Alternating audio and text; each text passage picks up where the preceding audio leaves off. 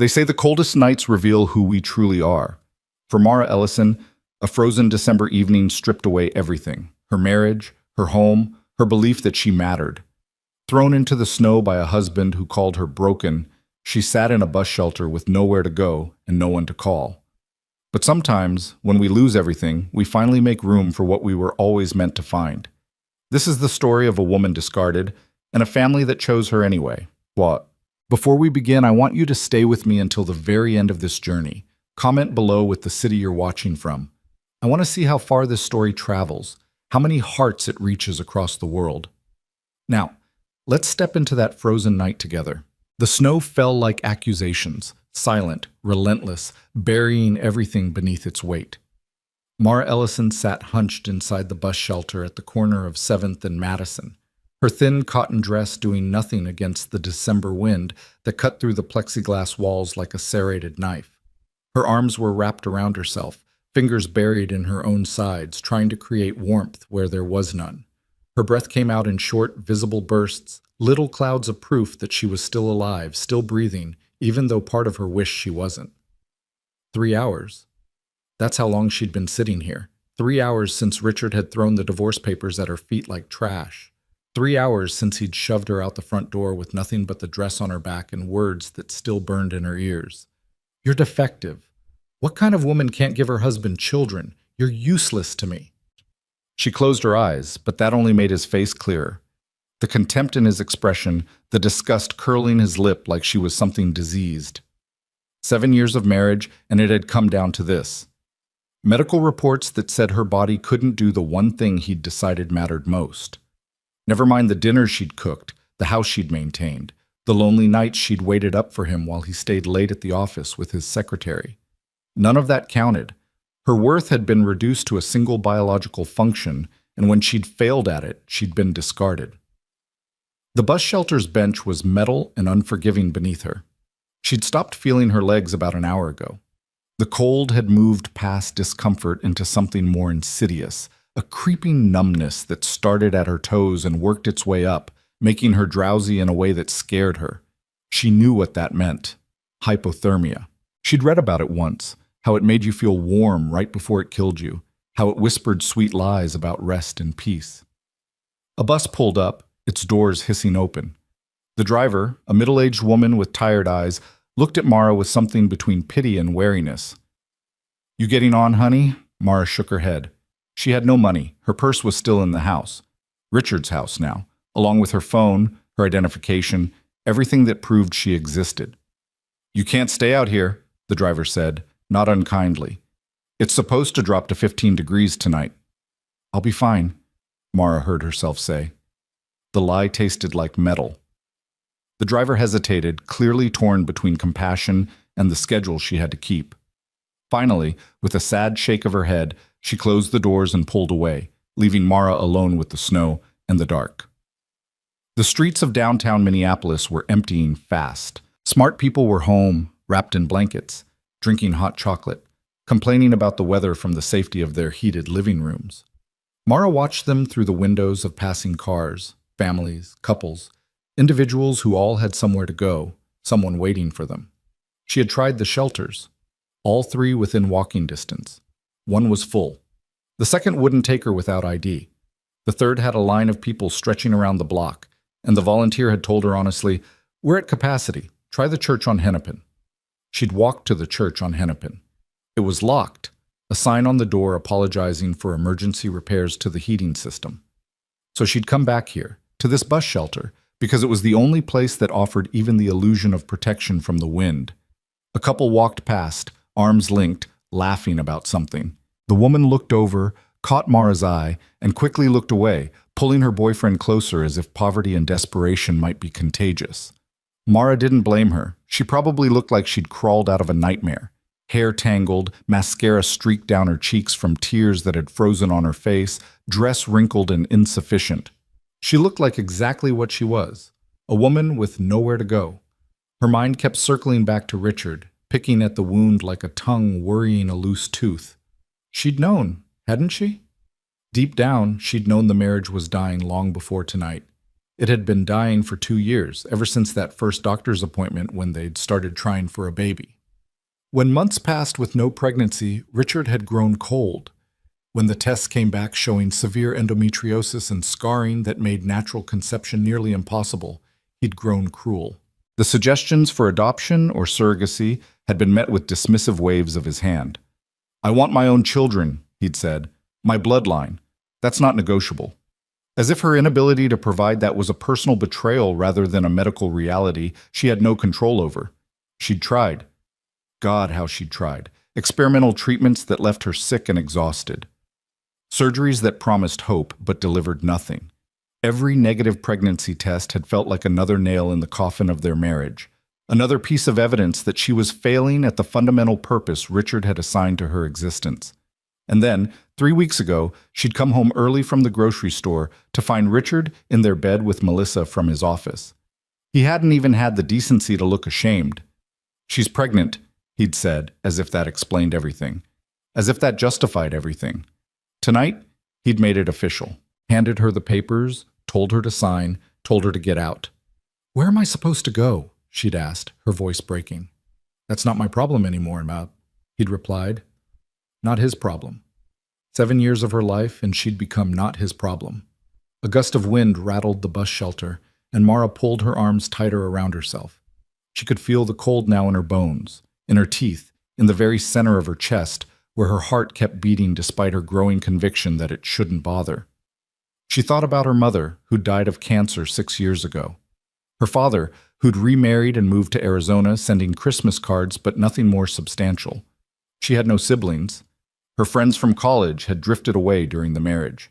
Richard hadn't liked them, thought they were bad influences, so she'd let them go one by one until she was isolated with only him. This was what she'd built her life on. Sand, apparently. One strong wind, and it had all blown away. Maybe it would be easier, she whispered to the empty air, to just stop trying. The thought came with a seductive simplicity.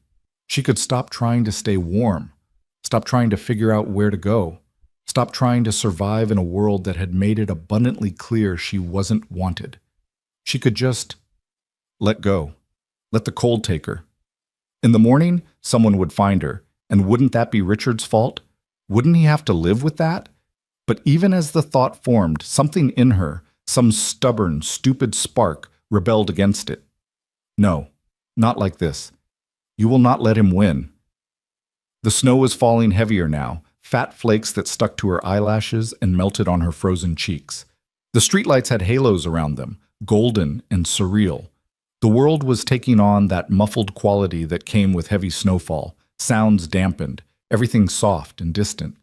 She was starting to feel warm. That scared her. That's when she heard the voices. "Daddy, look, that lady doesn't have a coat." Mara forced her eyes open. Through the curtain of snow, she could make out shapes approaching. A tall man and 3 smaller figures, all bundled in winter gear that made them look like colorful marshmallows. "Shh, Nora," the man said gently. "Don't point." But the children weren't listening. They'd stopped in front of the bus shelter, staring at her with the open, uncomplicated concern of the young. The man, tall, maybe mid-30s, with dark hair dusted in snow and kind eyes behind wire-rimmed glasses, knelt down beside the bench. His coat was expensive, she noticed distantly. Wool, well-made. The kind of coat that cost more than her wedding dress had. "Ma'am," he said softly, "are you all right?" The question was so absurd that Mara almost laughed. She was sitting in a bus shelter in a thin dress in sub-zero weather with nowhere to go and no one to call. Was she all right? "I'm fine," she said. Her voice came out hoarse, unfamiliar. "You're not fine," a small voice piped up. A girl, maybe 7 years old, with pigtails poking out from under a purple knit hat. "You're freezing. You're shaking all over." "Nora," the man said again, but there was no real reproach in it. "She needs help, Daddy," one of the boys said, older, maybe 10, with serious eyes. "We can't just leave her here." "Nobody asked for your help," Mara said, trying to sound firm, trying to sound like she had any control over anything. "I'm waiting for someone." It was a transparent lie, and they all knew it. The man studied her for a long moment. She couldn't read his expression. It wasn't pity exactly, but it wasn't indifference either. It was something softer, something that made her chest ache. "When's the last time you ate?" he asked. The question caught her off guard. She tried to remember. Breakfast, maybe? Had she eaten breakfast? It felt like a lifetime ago. "I'm not hungry," she lied. "Liar," the smallest child said cheerfully. He looked about 5, gap-toothed and fearless. "Your tummy is growling. I can hear it from here." Despite everything, Mara felt her lips twitch. The child's honesty was disarming in a way adult diplomacy never could be. The man stood up slowly, brushing snow off his knees. For a moment, Mara thought he was going to walk away, take his children and leave her to her pride and her cold. Instead, he shrugged off his coat. "What are you doing?" she asked, alarmed. "Giving you this," he said simply, holding it out to her. "You need it more than I do." "I can't." "Yes, you can." His voice was kind but firm. "Please." "Daddy's really warm," the little boy offered. "He's like a furnace. Mommy used to say so." The mention of Mommy, in past tense, hung in the air for just a second, a small window into this family's own story of loss. Mara looked at the coat, then at the man, then at the 3 children staring at her with identical expressions of concern. Something inside her, that last wall of pride, began to crumble. I can't pay you back," she whispered. "I'm not asking you to."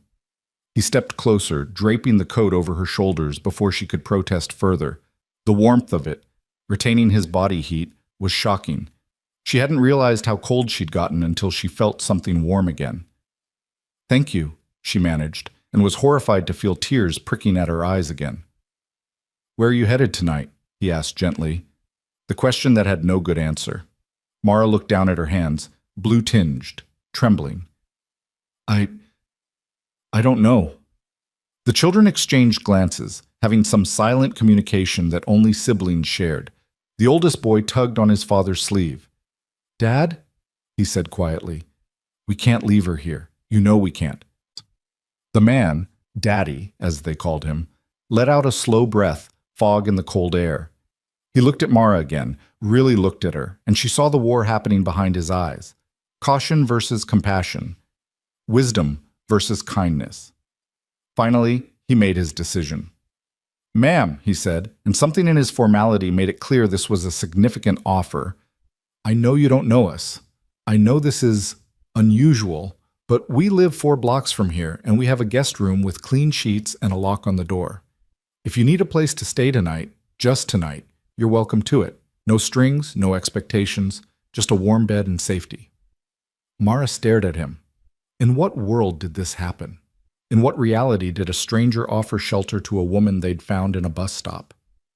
"We're not serial killers," the girl, Nora, added helpfully. "Promise." "Nora," the man said, but he was fighting a smile. "Well, we're not," she defended. "She should know that." "I'm Cole Harrington," the man said, offering his hand. "This is Jacob, Nora, and Finn. We're just a family trying to do the right thing. You can say no, I'll understand completely, but please, think about it. It's going to get colder, and—" He trailed off, leaving the dire possibilities unspoken. Mara looked at his hand, steady, calloused, extended in genuine offering. She looked at the children, their faces open and earnest. She looked at the empty street, the falling snow, the long cold night ahead. Every lesson about stranger danger warred with the simple fact that she was freezing and alone and out of options. Every instinct for self-preservation clashed with the reality that staying here was its own kind of danger, and underneath it all, a small voice, maybe her mother's, maybe her own, whispered, "Sometimes angels come in unexpected forms." "Just for tonight?" she heard herself ask. "Just for tonight," Cole confirmed. "You can leave first thing in the morning if you want. No questions asked." Mara took a shaky breath. What did she have to lose? She'd already lost everything else. "Okay," she whispered. "Thank you." The children's faces lit up like Christmas lights. Finn, the youngest, reached out and took her hand in his mittened one. "Come on," he said brightly. "Our house is really warm, and we have hot chocolate. Daddy makes the best hot chocolate in the whole world." "Second best," Jacob corrected. "Mom's was the best." Oh yeah, Finn said solemnly, but Daddy's is second best. Cole bent down and picked up a bag of groceries Mara hadn't noticed before, then gestured for her to walk with them. It's not far. Can you walk okay? Mara stood up, her legs screaming in protest after sitting for so long in the cold. She wobbled, and Cole was immediately there, his hand under her elbow, steadying her without being intrusive. I've got you, he said simply. And somehow, improbably, she believed him. They walked through the snow-quiet streets, the children chattering about their day, something about a school play, an argument about who got to be line leader, excitement about seeing their dad's office downtown. Normal things, family things, the kind of mundane, beautiful details that made up a life. Mara listened in silence, wrapped in Cole's coat that smelled like cedar and something else, something clean and masculine and safe. She put one foot in front of the other, following this strange family through the snow, and tried not to think about how insane this was. 4 blocks turned out to be exactly 4 blocks. Cole apparently believed in accurate measurements. They stopped in front of a 2-story craftsman-style house with warm light glowing in the windows and a slightly crooked wreath on the door. Home sweet home, Cole said, fishing keys from his pocket. It's not fancy, but it's warm. He wasn't lying about the warm part. The moment they stepped inside, heat enveloped Mara like a blanket. She stood in the entryway, dripping snow on their welcome mat, and felt something dangerous rising in her throat, a sob she couldn't afford to let out. Shoes off, Nora announced, already kicking off her boots. House rule. Coats on the hooks, Jacob added, pointing to a row of hooks that held a rainbow of winter gear. Finn was already running deeper into the house, yelling something about getting the good mugs for hot chocolate. Cole closed the door behind them, shutting out the cold and the dark. In the light of the hallway, Mara could see him more clearly, late 30s like she'd thought, with dark hair that was starting to gray at the temples and eyes that were some shade between brown and amber. Tired eyes, kind eyes, sad eyes. Let me take that, he said gently, reaching for his coat. Mara handed it over reluctantly, immediately missing its warmth. She stood there in her thin dress, acutely aware of how she must look. Mascara streaked, bedraggled, broken. The bathroom's just here, Cole said, pointing to a door off the hallway. There should be clean towels in the cabinet. Take your time, warm up. I'll find you something else to wear. My sister leaves clothes here sometimes. I don't want to impose, Mara started. You're not imposing, Cole said firmly. You're accepting help. There's a difference. Before she could respond, all 3 children appeared, faces flushed with excitement and what looked like marshmallows in their hands. We're making hot chocolate, Nora announced. With extra marshmallows? Finn added. Because you look like you need extra marshmallows. That's not... Jacob started to correct him, then stopped. Actually, yeah. She does look like she needs extra marshmallows. Mara felt that sob rising again.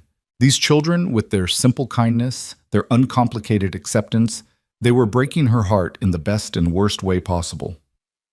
Thank you, she managed. All of you, Thank you. Cole ushered the children toward the kitchen. Give her some space, guys. She's had a hard day. The worst day, Finn said with the certainty of someone who'd been alive for 5 whole years.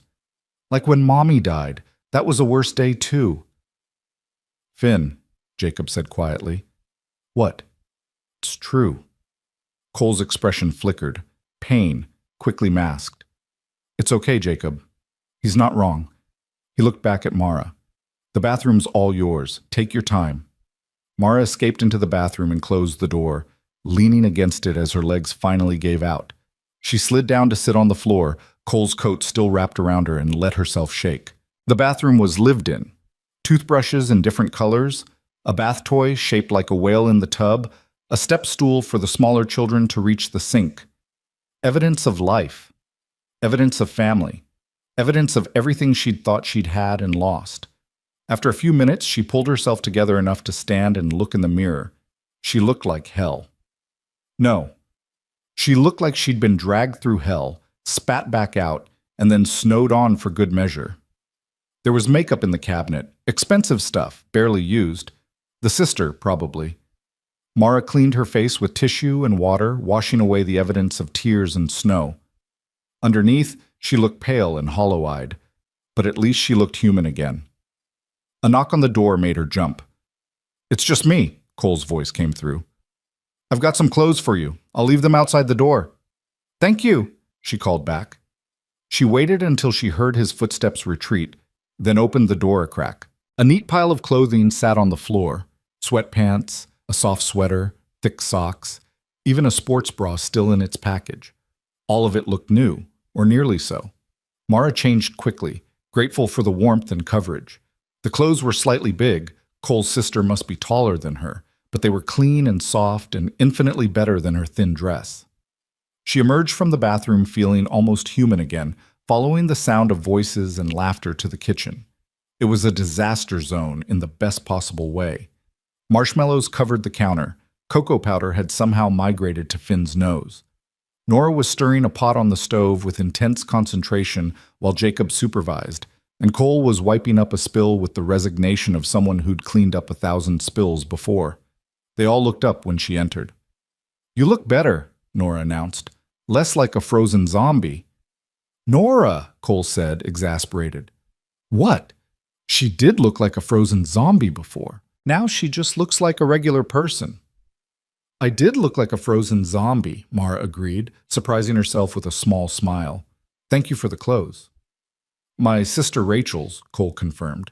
"She's always leaving stuff here. Says my house is her second closet." "The hot chocolate's almost ready," Finn announced. "I put in extra marshmallows, like I said." "I can see that," Mara said, eyeing the pot that appeared to be more marshmallow than chocolate.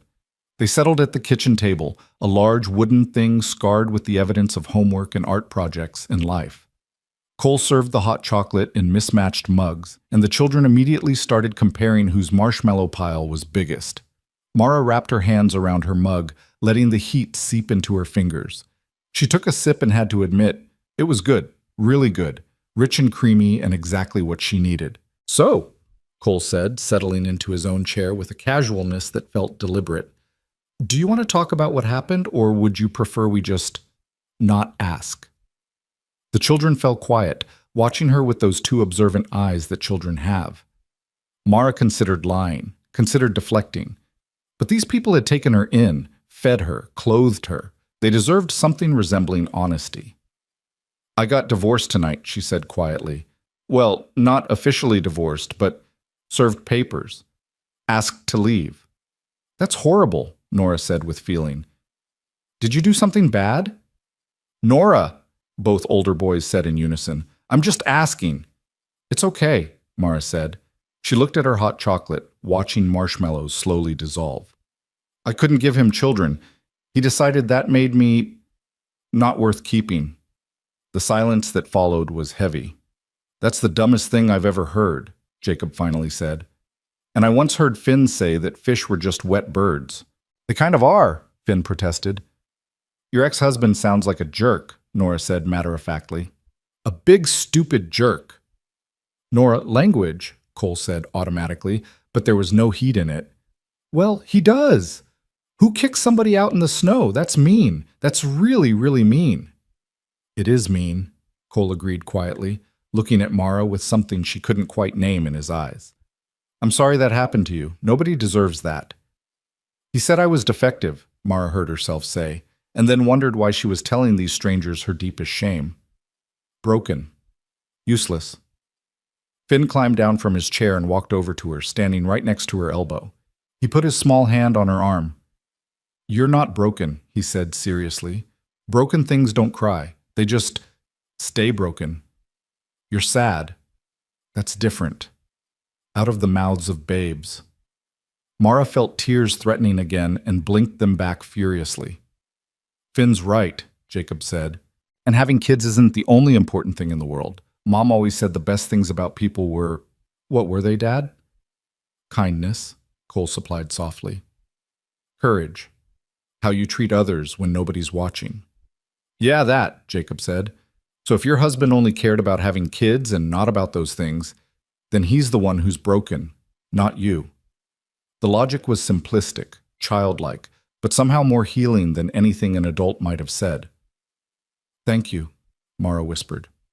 "All of you." They finished their hot chocolate with the conversation drifting to easier topics. School, the upcoming Christmas break, whether dinosaurs could survive in Minnesota winter. Finn was convinced they could if they wore enough scarves. Through it all, Mara felt something unknotting in her chest. Not healing, she was too raw for that, but loosening. Just a little. When Finn started yawning, Cole announced bedtime. "But it's not even late," Nora protested. "It's 9:30, Cole countered. "That's definitely late for school nights." "But we have a guest." "And our guest will still be here in the morning. Come on, brush teeth, into pajamas. You know the drill." The children scattered, grumbling but compliant in the way of kids who actually had good routines. Cole started collecting mugs and loading them into the dishwasher. "You don't have to do that," Mara said, standing up to help. "Neither do you," Cole replied. "You've had a hard day. You should rest." "I've been sitting all evening." "Then help if you want to, but you're under no obligation." They worked in companionable silence, cleaning up the marshmallow massacre and wiping down counters. It felt strange and domestic and oddly comfortable. "You're good with them," Mara said finally. "You're kids. You're a good father." Cole paused, his hands in soapy water. "I try. It hasn't been easy since their mom died, but we manage." "How long ago?" 2 years. Car accident."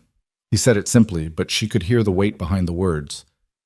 She was on her way home from a work conference. Black ice, gone in an instant. "I'm so sorry." "Me too." He rinsed the last mug and set it in the drainer. "But we're still here, still living, still figuring it out day by day." "They're lucky to have you." Cole turned to look at her then. Really look at her. "You know what I see when I look at you?" Mara wasn't sure she wanted to know, but she waited. "I see someone who's been told she's worthless because of something she can't control.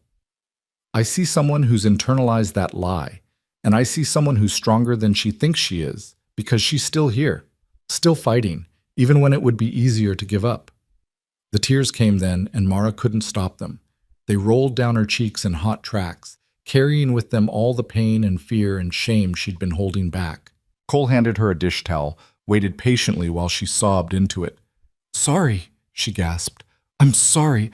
I don't apologize for feeling," Cole said gently. "You've earned these tears. Let them out." So she did. She stood in this stranger's kitchen and cried for her failed marriage, her lost home, her wounded heart, her body that had betrayed her, and the loneliness that had brought her to a bus shelter in the snow. When the tears finally slowed, Cole spoke again. "The guest room's upstairs, second door on the right. There's a lock on the inside. Use it if it makes you feel safer. Clean sheets, extra blankets in the closet. Bathroom's across the hall." "Cole, We'll figure out tomorrow when tomorrow comes," he interrupted gently. "For tonight, you're safe. You're warm. You're here. That's enough." Mara nodded, not trusting her voice. "And Mara?" He waited until she looked at him. "You're not defective. You're not broken. You're not useless. You're a person who deserved better than what you got. Don't let anyone, including yourself, tell you otherwise." The guest room was small but cozy, with a double bed covered in a handmade quilt and walls painted a soft sage green. Mara locked the door as suggested, then sat on the edge of the bed, still processing everything that had happened. 6 hours ago, she'd been thrown out of her home. 4 hours ago, she'd been freezing in a bus shelter, contemplating whether it would be easier to just stop fighting. 2 hours ago, she'd been found by a widower and 3 children who'd offered her something she'd thought she'd never have again: kindness without conditions. She lay back on the bed, staring at the ceiling, and felt exhaustion pulling at her like an undertow. Her body ached, her heart ached, everything ached. But she was warm, she was safe. And tomorrow? Well, tomorrow she'd have to figure out what came next. She'd have to deal with the divorce, find a place to stay, rebuild her life from rubble. But that was tomorrow's problem. Tonight, wrapped in borrowed clothes and unexpected compassion, Mara Ellison finally let herself sleep. And for the first time in a very long time, she dreamed of something other than failure. Morning light filtered through the sage-green curtains, soft and hesitant, like it wasn't sure it was welcome. Mara woke slowly, confusion pulling at her consciousness, before memory crashed in like a wave. The divorce papers, the snow, the bus shelter, Cole and his children. She sat up quickly, heart pounding, and looked around the unfamiliar room. For one disorienting moment, she thought maybe she'd dreamed it all, that she'd wake up in her own bed, in her own house, and the nightmare would be over. But no, the handmade quilt was real. The borrowed clothes were real. The sound of children's voices drifting up from downstairs was very, very real. The digital clock on the nightstand read 7:23 a.m. She'd slept for almost 9 hours straight, which seemed impossible given how her mind had been racing when she'd finally laid down. Exhaustion, apparently, trumped anxiety. Mara stood, her body protesting with aches that reminded her of yesterday's cold and yesterday's tears. She padded to the window and pulled back the curtain. Snow covered everything outside, the yard, the street, parked cars, transforming the neighborhood into something from a greeting card. Beautiful and pristine and completely disconnected from the chaos of her life. A knock at the door made her jump. "Mara? You awake?" It was Nora's voice, pitched to something approximating a whisper, but still carrying clearly through the wood. "I'm awake," Mara called back. "Daddy made pancakes and bacon, and he said I could come get you, but I had to knock first and not just barge in because that's rude." Despite everything, Mara smiled. "Tell him I'll be down in a few minutes." "Okay." The sound of small feet thundering downstairs followed. Mara used the bathroom across the hall, splashing water on her face and trying to make herself presentable. Her reflection still looked haunted, dark circles under her eyes, hair that desperately needed washing, but at least she looked alive. That was something. When she made her way downstairs, following the smell of coffee and bacon, she found controlled chaos in the kitchen. Cole stood at the stove, flipping pancakes with the practiced ease of someone who'd done this 1,000 times. Jacob was setting the table while simultaneously reading from what looked like a history textbook propped against a cereal box. Nora was pouring orange juice with intense concentration, tongue sticking out slightly, and Finn was building what appeared to be a fort out of placemats and salt shakers. "Finn, that's not—" Cole started, then sighed. "You know what? Fine. Build your fort. Just don't knock over the juice." "I won't," Finn promised, adding a pepper grinder to his architectural masterpiece. Cole looked up and saw Mara hovering in the doorway. His face softened into a smile that made something flutter unexpectedly in her chest. "Morning. Coffee?" "Please," Mara said, perhaps a bit too fervently. "Mugs are in the cabinet above the coffee maker. Help yourself. Cream's in the fridge, sugar's on the counter." Mara poured herself a cup, adding cream until it was the color of caramel, and took her first sip. It was good, strong and hot, and exactly what she needed. She leaned against the counter, cradling the mug, watching this family move around each other with the choreography of long practice. "Did you sleep okay?" Cole asked, sliding a fresh pancake onto a growing stack. "Better than I expected," Mara admitted. "Thank you again for—" "If you thank me one more time, I'm taking back the pancakes," Cole interrupted, but he was smiling. "You're here. You needed help. We helped. End of story." "But—" "Nope. No buts. Sit down. Eat. Then we can talk about what comes next." Nora patted the chair next to her. "Sit here. I'll share my special syrup. It's the good kind with real maple, not the fake stuff Finn likes." "The fake stuff tastes better?" Finn argued from inside his placemat fort. "It does not." "Does too." "Children," Cole said mildly. "Volume check." Both kids immediately lowered their voices, though the argument continued in animated whispers. Mara sat where indicated, and within minutes had a plate piled high with pancakes and bacon in front of her. She couldn't remember the last time someone had cooked for her. Richard certainly hadn't. He'd considered cooking women's work, even though Mara had worked full-time too. The first bite of pancake was fluffy and perfect, with just a hint of vanilla. She made an involuntary sound of appreciation. "Daddy's pancakes are the best," Nora said proudly. "He puts secret ingredients in them." "The secret ingredient is love," Finn announced from his fort. "The secret ingredient is vanilla and a pinch of cinnamon," Cole corrected, bringing his own plate to the table. "But love works too." They ate together, the conversation flowing around Mara like a river around a stone. Jacob talked about a test he had today in social studies. Nora complained about a boy in her class who kept putting glue on her chair. Finn described, in elaborate detail, a dream he'd had about dinosaurs that could fly and also shoot lasers from their eyes. It was so normal, so mundane, so utterly foreign to Mara, who'd spent the last 2 years eating dinner alone while Richard worked late or sat across from him in silence while he scrolled through his phone. After breakfast, the morning routine kicked into high gear. Backpacks were located, homework was double-checked, teeth were brushed with varying degrees of enthusiasm.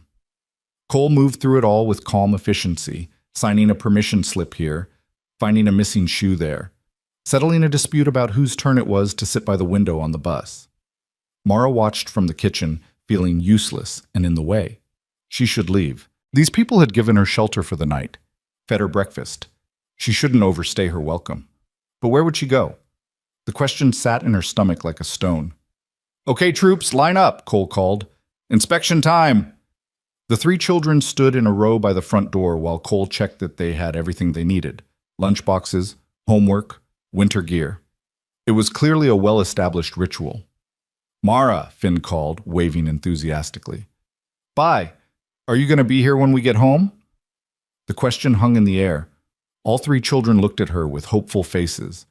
Cole's expression was carefully neutral, but she could see the question in his eyes, too.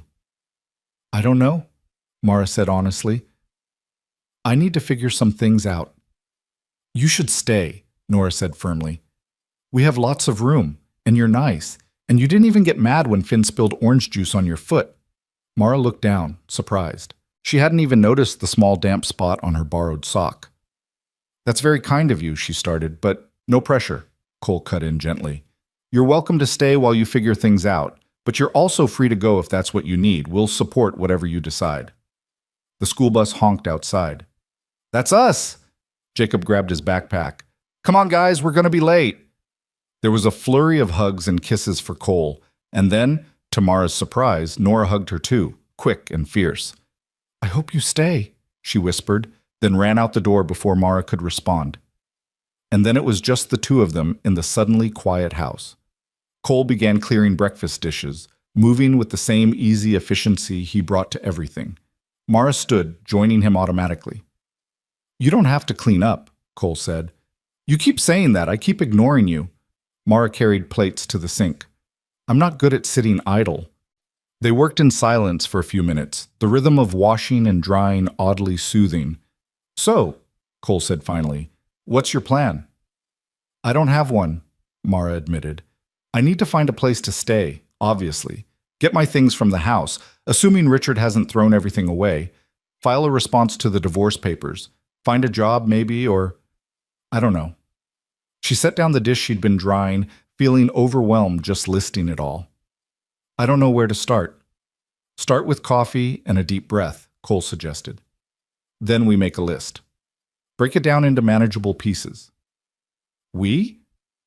"If you want help, if not, that's fine too, but I've got a few hours before I need to be at the office, and I'm pretty good with logistics." Mara studied him. This man who'd taken in a stranger, fed her, clothed her, and was now offering to help organize her catastrophically derailed life. "Why are you doing this?" Cole was quiet for a moment, considering. "Honestly? Because someone helped me once when I needed it. After Sarah, my wife, died, I was a wreck. 3 kids, a full-time job, and I couldn't figure out how to tie my own shoes some days. Sarah's sister moved in for 6 months. Just took over. Made sure the kids got to school, that we all ate something other than takeout, that I went to therapy instead of just drowning in work." He dried his hands on a dish towel, looking out the window at the snow-covered yard. She didn't have to do that. She had her own life, her own problems. But she showed up anyway. And when I tried to thank her, she said, "Pay it forward someday." So, that's what I'm doing. "I'm not your responsibility," Mara said quietly. "No, you're not. But you're a person who needs help, and I'm a person who can provide it. Seems pretty straightforward to me." They moved to the living room, settling on a worn but comfortable couch with fresh cups of coffee. Cole found a notepad and pen. "Okay," he said, "let's break this down. First priority, where are you sleeping tonight?" "I can't stay here," Mara protested. "You've already done too much." "Can't or don't want to?" It's not appropriate. You're a single man. I'm a woman going through a divorce. People will talk. Cole raised an eyebrow. Let them talk. I've got 3 kids as chaperones and a guest room with a lock. Anyone who has a problem with me helping someone in need can take it up with my conscience. He tapped the notepad. So, tonight, here or somewhere else. Mara bit her lip, torn between pride and practicality. I have no money. Richard kept everything in his name, the accounts, the credit cards, everything. I couldn't pay you rent if I wanted to. Did I ask for rent? No, but then that's settled. You stay here, at least for now, while you get your feet under you. Next item, your belongings. What do you need from the house? Everything. My clothes, my documents, my laptop, it's all there. Is Richard likely to be cooperative about letting you get them? Mara laughed bitterly.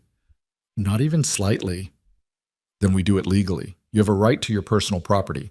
I can call my lawyer friend, get some advice on how to proceed. I can't afford a lawyer. Good thing I didn't say you needed to hire one. I said I'd get advice. There's a difference. Cole was writing things down now, his handwriting neat and precise. What about money? Do you have access to any accounts at all? No, like I said, everything was in Richard's name. That's actually illegal in most cases. Any money earned during the marriage is marital property. You're entitled to half. He'll fight me on it. Probably, but that doesn't change the law. Cole looked up from his notes.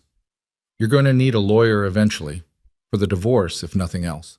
I know someone does a lot of pro bono work, sliding scale fees. Want me to make an introduction? Mara felt tears threatening again.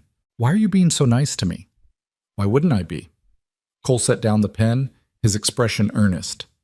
Mara, you got dealt a terrible hand. Someone who was supposed to love you treated you like you were disposable. That's not a reflection on your worth, it's a reflection on his character. And yeah, you're in a tough spot now, but tough spots are temporary. We'll get through this. She repeated softly. If you want the help. If not, I'll back off. But I'm offering. Mara looked at this man, this kind, patient, unexpectedly generous man, and felt something shift inside her. Not attraction exactly, though he was attractive in an understated way. Something deeper than that. Recognition, maybe. The sense that here was someone who saw her as a person rather than a failure. Okay, she said. Okay, I accept your help, and I'll stay, at least for a little while, until I can figure something else out. Good. Cole went back to his list. Now, employment. What did you do before? I was a teacher. Elementary school, 3rd grade. But I quit 3 years ago when Richard said it would be better for me to focus on getting pregnant. She heard the bitterness in her own voice. Turns out that was a waste of time on multiple fronts. You could teach again. Not without updating my certification, and that takes time and money I don't have. What about substitute teaching? Less formal requirements? More flexibility? Mara considered. Maybe. I'd need to look into it. I'll add it to the list. Cole wrote something down. What else can you do? I don't know. Cook, clean, organize things? Nothing very marketable. All of those are marketable. Personal chef, house cleaner, professional organizer. People pay good money for those services. I'm not qualified to. Qualification is just a fancy word for experience, and you've got plenty of that. Don't sell yourself short. They continued like that for the next hour, Cole methodically breaking down her overwhelming situation into actionable steps. Call the lawyer, file for emergency access to marital funds, register with substitute teaching agencies, update her resume, retrieve her documents from the house. By the time they finished, Mara had a 2-page list, and for the first time since Richard had handed her those papers, something that felt almost like hope. Thank you, she said quietly. I mean it. I don't know how I would have... She trailed off, not sure how to finish that sentence. You would have figured it out, Cole said with certainty. People are more resilient than they think, but there's no shame in accepting help while you do. He glanced at his watch and grimaced. I need to get to the office. I've got a meeting at 11 I can't miss. Will you be okay here? I'll be fine, Mara assured him. I can start making some of these calls, maybe look up substitute teaching requirements online. Computers in the den, Password is Sarah 2019. Help yourself to anything in the kitchen. And Mara? He paused at the door, coat half on. You're not imposing. You're not a burden. You're a person going through a hard time, and this house has room for hard times. Okay? Okay, she whispered. After Cole left, the house felt enormous and quiet. Mara wandered through it slowly, not snooping exactly, but observing. Photos lined the hallway, Cole and a beautiful woman with warm eyes and curly hair, clearly Sarah. The kids at various ages, family vacations, birthday parties, ordinary moments made precious by loss. The den was cluttered with the detritus of life. Homework papers, library books, a half-finished Lego project. Mara booted up the computer and spent the next several hours researching substitute teaching requirements, updating her resume, and sending tentative emails to agencies. It was tedious work, made harder by the constant voice in her head telling her she was worthless, that no one would hire her, that Richard had been right about her being defective. But she pushed through it, fueled by coffee and stubborn determination not to prove him right. Around 1, her stomach growled, reminding her she'd only eaten breakfast. She ventured into the kitchen and found a note on the counter in Cole's neat handwriting. Help yourself to anything. Leftovers in fridge. Kids get home at 3:30. I'll be back by 6. You're doing great.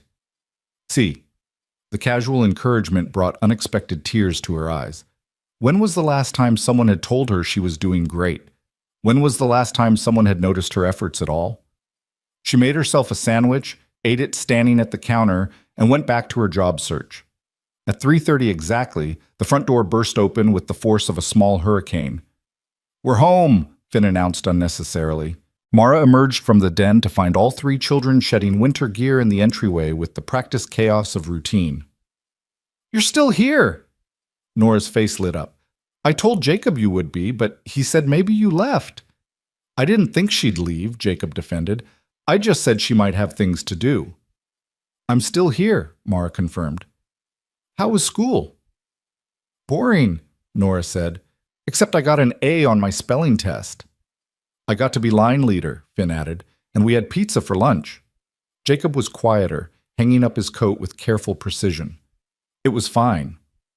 Something in his tone caught Mara's attention, but before she could ask, Finn was tugging on her hand. Can we have a snack? Daddy usually makes us snacks when we get home. What kind of snacks?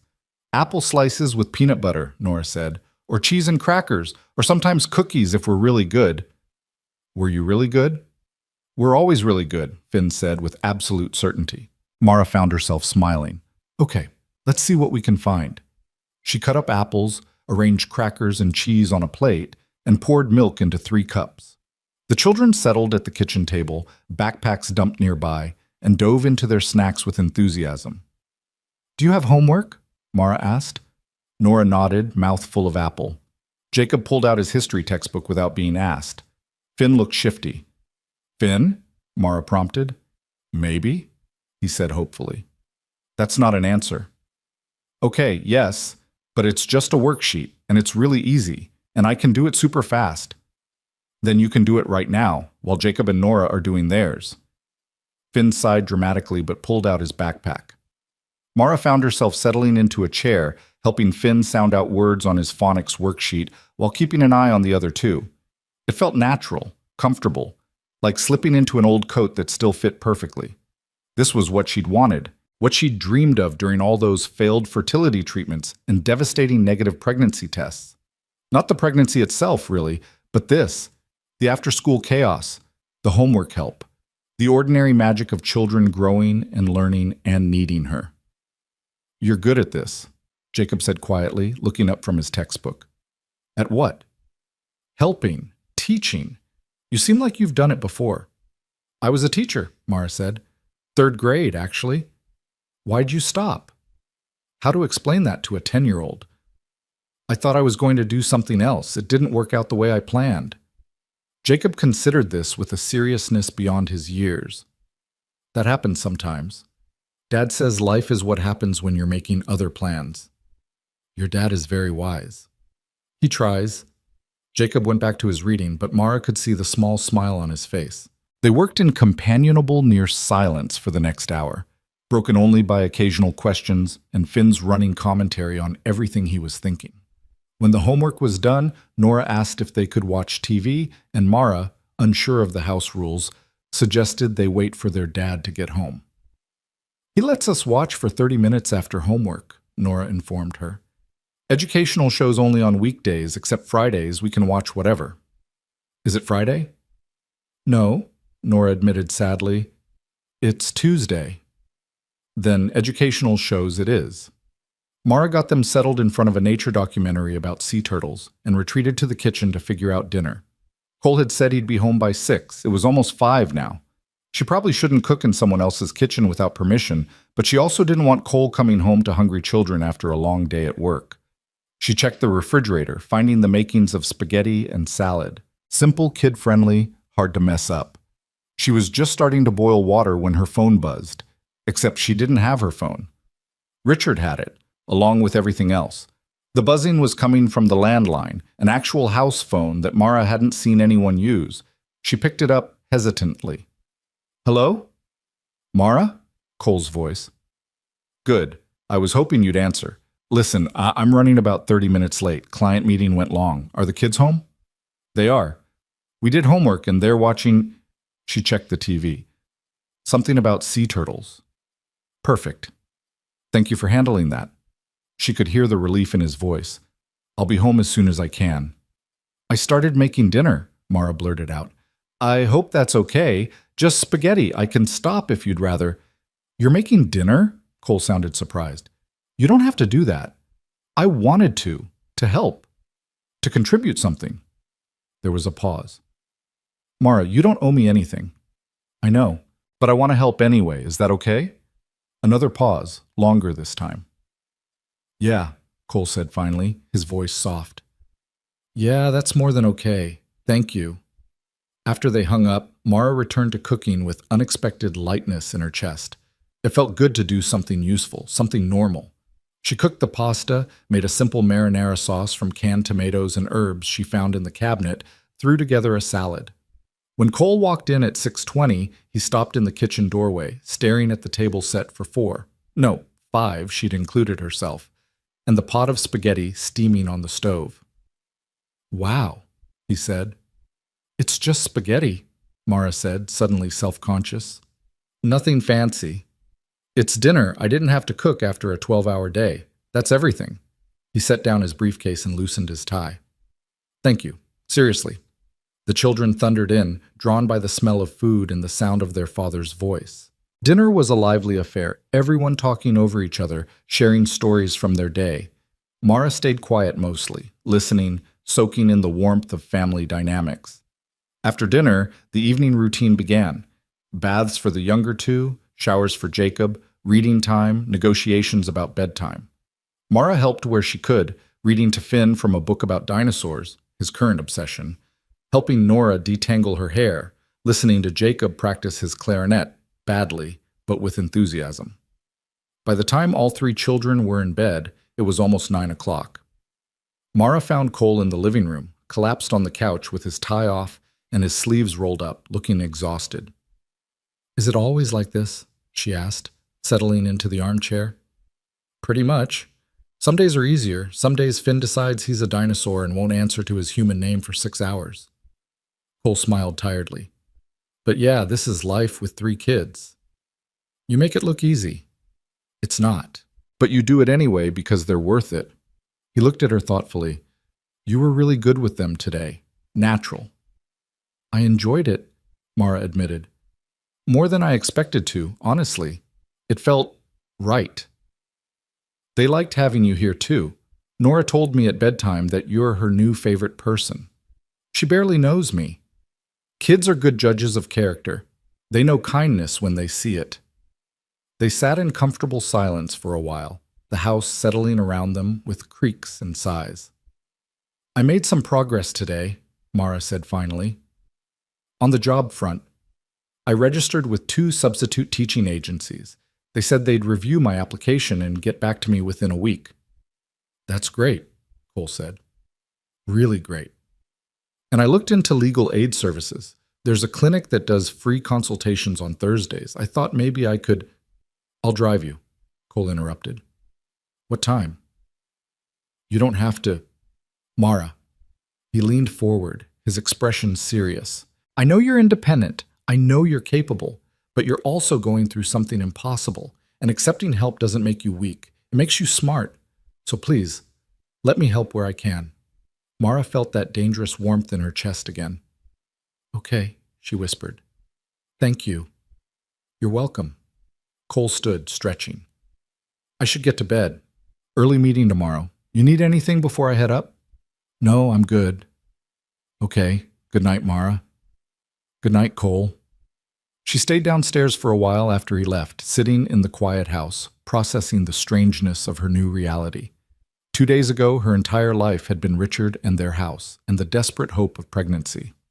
Now she was living with a widower and his 3 children, cooking dinner in a stranger's kitchen, and feeling more at home than she had in years.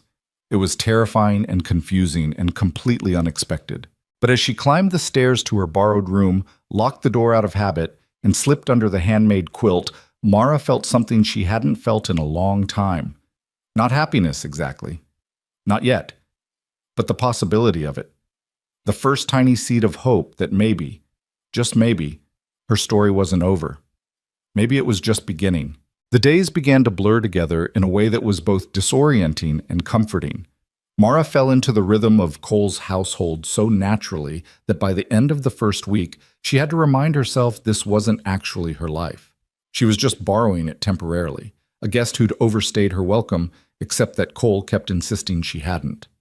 She woke each morning to the sound of children arguing about bathroom time.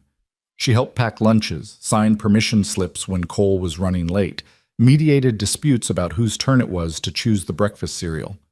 After the school bus took the kids away, she spent her mornings job hunting, making calls, slowly rebuilding the infrastructure of her existence. In the afternoons, she was there when the children came home, helping with homework and listening to their stories about playground politics and cafeteria drama. Evenings, she cooked dinner. It started as a way to contribute, to earn her keep, but it became something more, something she looked forward to. There was a meditative quality to chopping vegetables, seasoning meat, creating something nourishing from raw ingredients. And the way Cole's face would light up when he came home to find dinner ready, that became addictive in a way that scared her a little. You don't have to do this every night, he told her on Friday evening, watching her stir risotto with the focused attention it demanded. I like doing it, Mara said honestly. It makes me feel useful. You are useful, even without cooking. I know, but I still like it. Cole leaned against the counter, tie loosened, sleeves rolled up in that way that had become familiar. My sister thinks I'm taking advantage of you. Mara looked up sharply. What? Rachel. I told her about you staying here. She called me yesterday and gave me an earful about how inappropriate it is, how people will talk, how I'm putting you in an awkward position. What did you tell her? That you're an adult capable of making your own decisions, and that she should mind her own business. He smiled slightly. She didn't take that well. She's coming over tomorrow to assess the situation. Fair warning. Mara felt her stomach drop. Maybe I should find somewhere else to stay. I don't want to cause problems with your family. You're not causing problems. Rachel's causing problems by being overprotective and judgmental. Big difference. Cole reached over and stole a piece of the Parmesan she'd been grating. Besides, the kids would riot if you left. Finn's convinced you're Mary Poppins reincarnated. I'm not Mary Poppins. You did help him fly a kite last weekend. That was one time, and it crashed into a tree. Still counts. Cole's expression turned more serious. But really, Mara, if you want to stay, stay. If you want to go, go. But don't leave because you're worried about what my sister thinks. She'll get over it. Mara turned back to her risotto, stirring slowly, thinking. I got a call back from one of the substitute teaching agencies today. Yeah? That's great. They want me to start next Monday.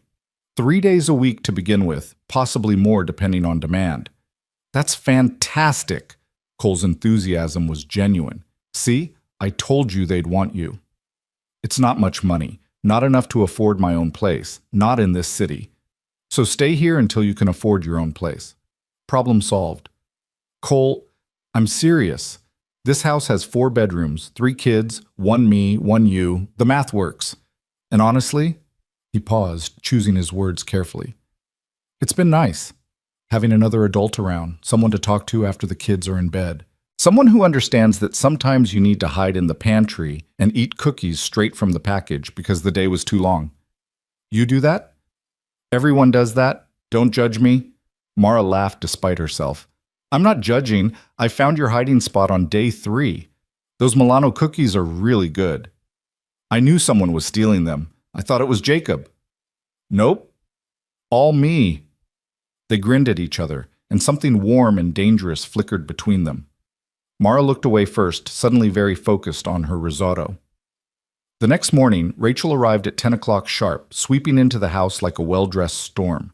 She was tall and polished, with Cole's same dark hair cut into a sleek bob, and eyes that assessed everything with laser precision. So you're Mara, she said, extending a hand. Her handshake was firm enough to hurt. I am. It's nice to meet you. We'll see about that. Rachel turned to Cole, who was attempting to look innocent while Finn used him as a jungle gym. Can we talk? Privately? Anything you want to say, you can say in front of Mara. Fine. Rachel crossed her arms. Cole, what are you thinking? You have a strange woman living in your house, cooking your meals, watching your children. I'm standing right here, Mara said quietly. Rachel had the grace to look slightly abashed. No offense. Lots taken, but continue. Look, I'm sure you're very nice, but this situation is inappropriate. Cole's a single father. You're going through a divorce. Do you have any idea how this looks? Like he's helping someone who needed help? Mara suggested. Like he's shacking up with the first woman who batted her eyes at him since Sarah died. The room went very quiet. Cole carefully extracted himself from Finn's grip and stood up, his expression harder than Mara had ever seen it. That's enough, Rachel. I'm just saying what everyone's thinking. No, you're saying what you're thinking, and you're out of line. Am I? Because from where I'm standing, Aunt Rachel! Nora appeared from the stairs, face lighting up. You're here. Did you come to see Mara? She's been teaching me how to braid hair. Look! She spun around, showing off a slightly lopsided French braid. Rachel's expression softened immediately. That's beautiful, sweetie. Mara did it. She knows like 100 different braids, and she makes really good pancakes. And she doesn't get mad when Finn spills things. I only spill things sometimes, Finn protested from his position on the couch. Jacob wandered in, nose in a book as usual. Hi, Aunt Rachel. Did you bring cookies? I did not. Bummer. Mara made cookies yesterday. They had chocolate chips and peanut butter.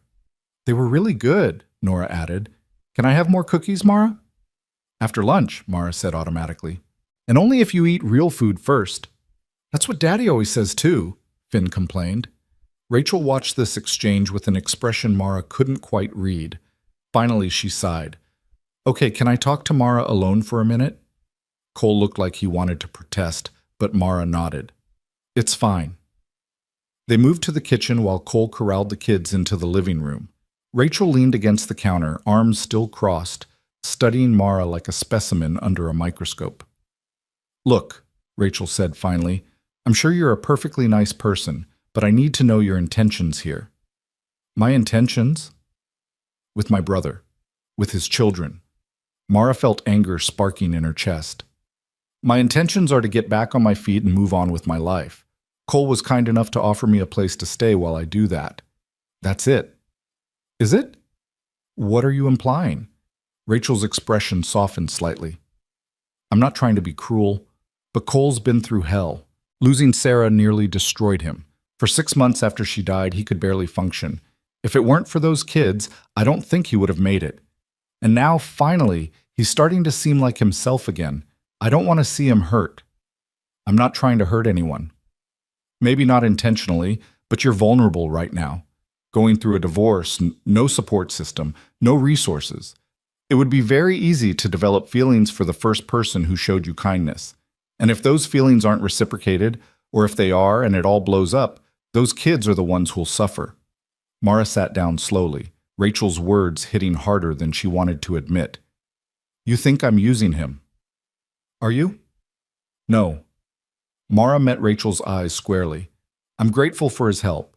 I care about those children, but I'm not trying to replace Sarah. I'm not trying to trap Cole into anything. I'm just trying to survive right now, and he's giving me the space to do that. That's all this is. Rachel studied her for a long moment. Do you have feelings for him? The question was direct, unavoidable. Mara thought about Cole's smile when he came home to cooked dinner, the way he listened when she talked, really listened, like her words mattered, the warmth in his eyes when he praised her efforts with the kids, the flutter in her chest when their hands accidentally touched passing dishes at dinner. It doesn't matter if I do, Mara said carefully. He's grieving. I'm recovering from a terrible marriage. Neither of us is in a place for anything complicated. We're just two people helping each other get through difficult times. That's a very diplomatic answer. It's an honest one. Rachel sighed again, some of the steel leaving her posture. I want to trust you, but I need you to understand those kids have lost enough. If you're going to be in their lives, you need to be sure. You can't just drift in and out when it's convenient. I understand. Do you? Because from where I'm standing, you're going to get a job, save some money, and move out. And those kids, especially Nora, are already attached to you. What happens when you leave? It was a fair question, one Mara had been avoiding asking herself. She looked through the doorway at Nora, who was showing Cole her braid again, beaming with pride. At Finn, who'd started calling her Mary as a nickname. At Jacob, who'd shyly asked her to help him with his English essay last night. I don't know, Mara admitted quietly. I don't have all the answers. I'm doing the best I can with a situation I never expected to be in. That's fair. Rachel moved to sit across from her. Look, I'm sorry for coming in hot. I'm protective of my brother and those kids. Occupational hazard of being the big sister. I get it. If someone showed up in my life the way I showed up in Cole's, I'd be suspicious too. They sat in silence for a moment, the tension easing slightly. The kids do seem happy, Rachel said grudgingly. Happier than I've seen them in a while. They're good kids. They are. They're also grieving and vulnerable, which makes them latch onto people quickly. Just be careful with them, please. I will, I promise. Rachel stood, smoothing her skirt. I should go. I've got a showing at 1. She paused at the doorway. For what it's worth, those cookies the kids mentioned, if you're willing to share the recipe, I might be willing to give you the benefit of the doubt. Mara felt a small smile tugging at her lips. I think I can manage that. After Rachel left, Cole found Mara in the kitchen, staring out the window at the snow-covered backyard. I'm sorry about her, he said. She means well, but she can be protective. I know. It's okay. It's not okay. She had no right to interrogate you like that. She's worried about you, about the kids. I respect that. Mara turned to face him. She's right, though. About some things. Say, what things? The kids are getting attached to me. What happens when I leave? When I get my own place and move on? Cole was quiet for a moment. What if you don't? Don't what? Move on. What if you stay? Mara's heart stuttered.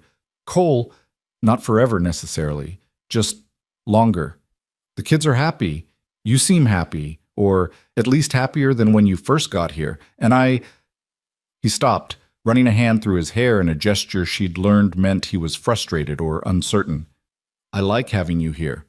Is that selfish? It's honest. Then honestly, I don't want you to go. Not yet. Not until you're ready, and maybe not even then. The words hung between them, heavy with implications neither of them was quite ready to examine.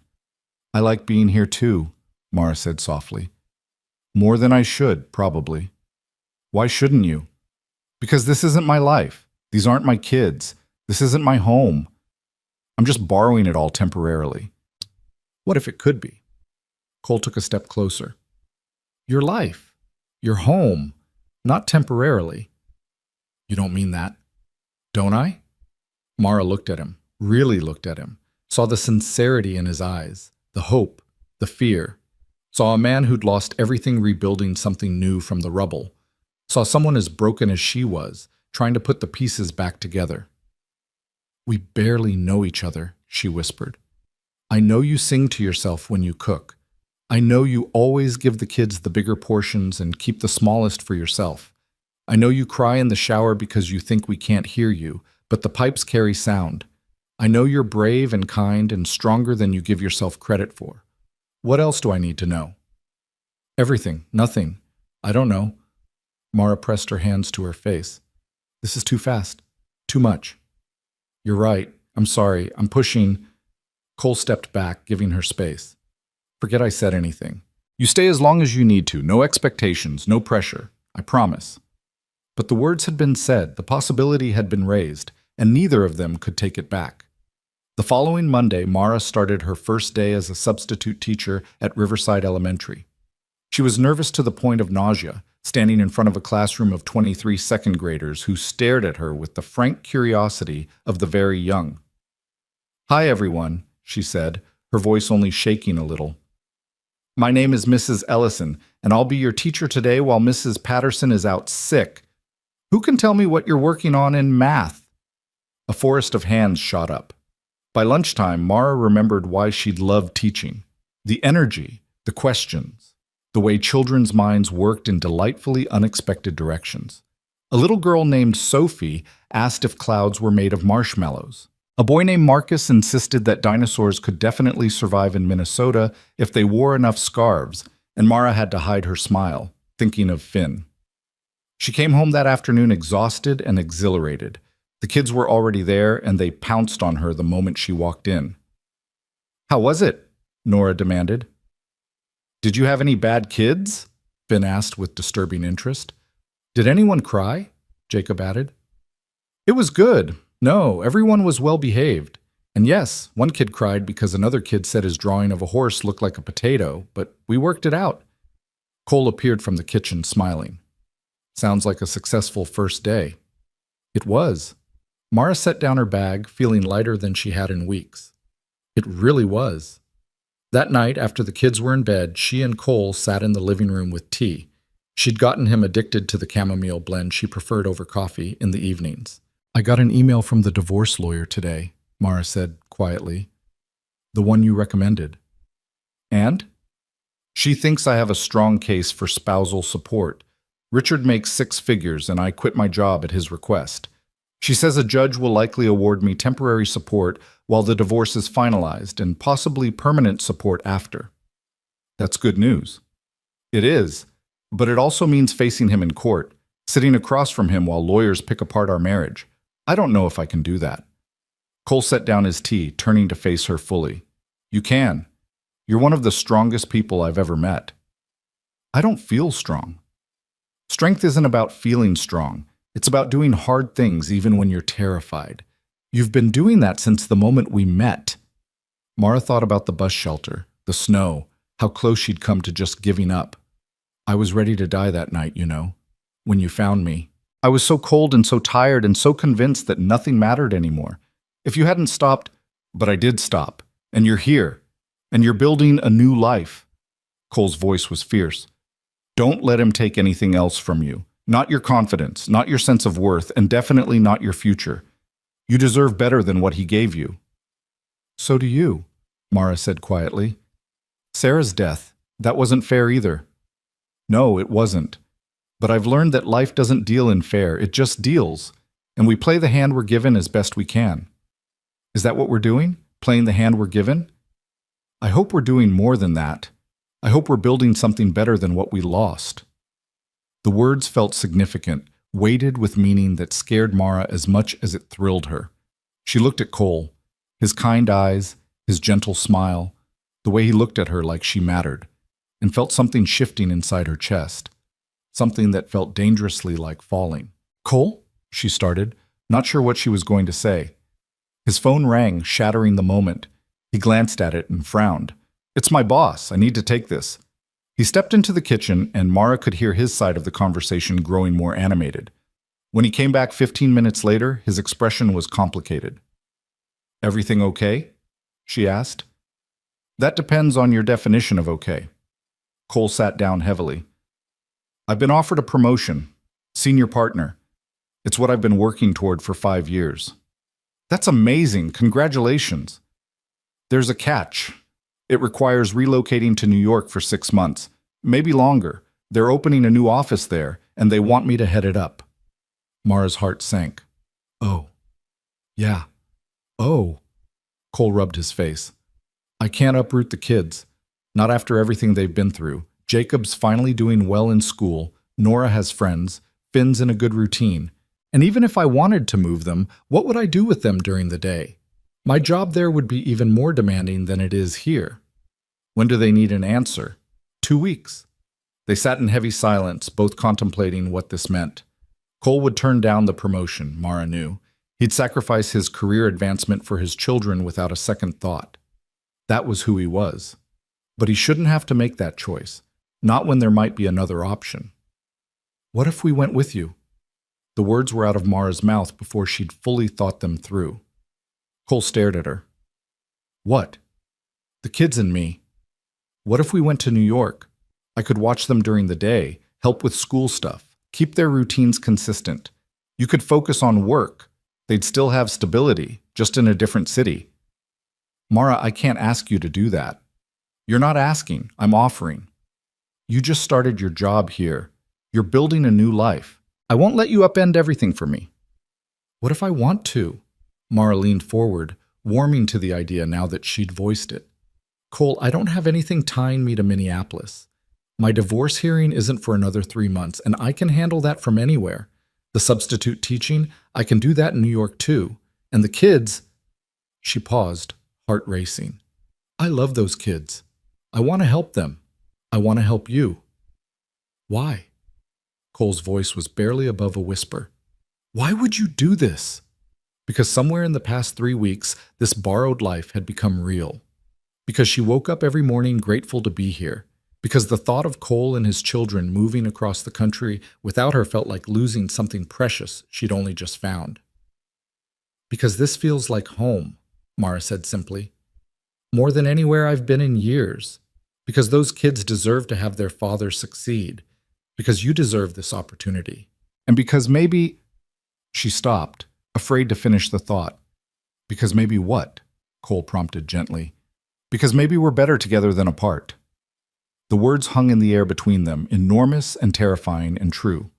Cole reached out slowly, giving her time to pull away, and took her hand. His palm was warm, calloused, steady.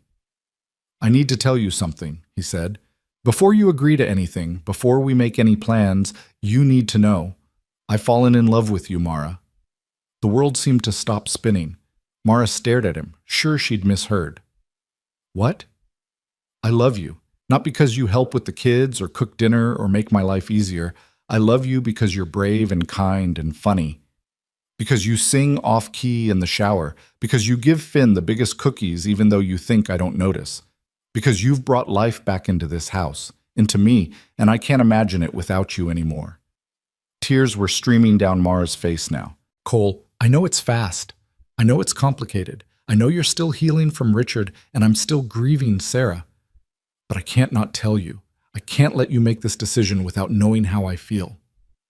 You love me, Mara repeated, testing the words. I love you, Cole confirmed, but I won't pressure you. You can still say no to New York. You can still leave. You can still just be my roommate who helps with the kids. I'll respect whatever you choose. I just needed you to know the truth. Mara thought about Richard, who'd claimed to love her but threw her away the moment she couldn't give him what he wanted. She thought about the years she'd spent making herself smaller, quieter, less, trying to be worthy of love that was conditional at best. And then she thought about Cole, who'd seen her at her absolute worst and offered her a coat and a home and patience and respect. Who'd never asked for anything in return. Who'd given her space to heal and rebuild and discover who she was outside of being someone's wife. She thought about Finn's gap-toothed smile and Nora's fierce hugs and Jacob's quiet trust. She thought about cooking dinner in this kitchen and helping with homework at this table and falling asleep in this house feeling safe. She thought about possibility, about second chances, about love that wasn't conditional but constant. I love you too, she whispered and watched Cole's face transform with joy. I think I have for a while now. I was just too scared to admit it. And now? Now I'm still scared. Terrified, actually. But I'm also sure. She squeezed his hand. We'll go to New York. All of us. Together. Cole pulled her into his arms, and Mara let herself be held, let herself believe that maybe, possibly, she was allowed to have this. Allowed to be loved not despite her broken parts, but including them. Thank you, Cole murmured into her hair, for trusting me, for choosing us. Thank you for finding me, Mara replied, for seeing me when I couldn't see myself. They stayed like that for a long time, wrapped in each other, and the impossible hope of new beginnings, while outside the window, snow began to fall again. But this time, Mara didn't feel cold. This time she felt warm all the way through. The next morning, they told the children over breakfast. Mara had barely slept, her mind spinning with everything that had changed in the span of a few hours. She'd gone from guest to something else entirely, though they hadn't put a label on it yet. All she knew was that when Cole had kissed her goodnight at her bedroom door, a soft, sweet kiss that tasted like chamomile tea and promises, she'd felt like she was exactly where she was supposed to be. Now, watching three pairs of eyes stare at them with varying degrees of suspicion and curiosity, Mara felt her courage wavering. So, Cole began, setting down his coffee mug, I got some news from work yesterday. Good news, actually. I've been offered a promotion. That's great, Daddy, Nora said through a mouthful of cereal. Don't talk with your mouth full, Jacob said automatically. There's a catch, Cole continued. The promotion means I'd need to work in New York for about 6 months, maybe longer. The table went silent. Even Finn stopped swinging his legs. New York? Jacob's voice was carefully neutral, but Mara could see the tension in his shoulders. Like, move there? Temporarily? Yes. What about school? Nora asked, her excitement dimming. What about my friends? What about dinosaurs? Finn added, because everything in his world somehow related back to dinosaurs. Do they have dinosaurs in New York? They have museums with dinosaur bones, Mara offered gently. Really big museums. 3 pairs of eyes swiveled to her. Are you coming too? Finn asked. This was the moment. Mara looked at Cole, who gave her an encouraging nod. If you want me to, she said. Your dad and I talked about it, and I could come with you. Help take care of things while he's working. Make sure you get to school, help with homework, all the stuff I do here. Why would you do that? Jacob asked, and there was something sharp in his voice, something that sounded like fear masquerading as skepticism. Because I care about you, Mara said honestly. All of you. And because I want to help your dad. This is a big opportunity for him. But you're not our mom, Jacob said, and the words landed like stones in still water. The table went quiet again. Nora looked like she might cry. Finn's eyes were huge. Cole opened his mouth to intervene, but Mara shook her head slightly. You're right, she said softly. I'm not your mom. I could never replace her, and I wouldn't try to. But I'd like to be someone you can count on, someone who cares about you and wants good things for you. Is that okay? Jacob stared at his plate, jaw tight. What if we don't want to go to New York? Then we don't go, Cole said firmly. This is a family decision. If you kids aren't comfortable with it, I'll turn down the promotion. My job matters, but you matter more. But you want it, Jacob said. The promotion, I can tell. I do, Cole admitted, but not at the cost of your happiness. That's not fair, Jacob said, his voice cracking. Now, if we say no, you don't get what you want, and it's our fault. It wouldn't be your fault. It would be my choice. Same thing. Jacob pushed back from the table. May I be excused? Jacob, please, Dad. I need a minute. Cole looked torn but nodded. Jacob left, his footsteps heavy on the stairs. A door slammed upstairs. Nora's lip was trembling. Is Jacob mad at us?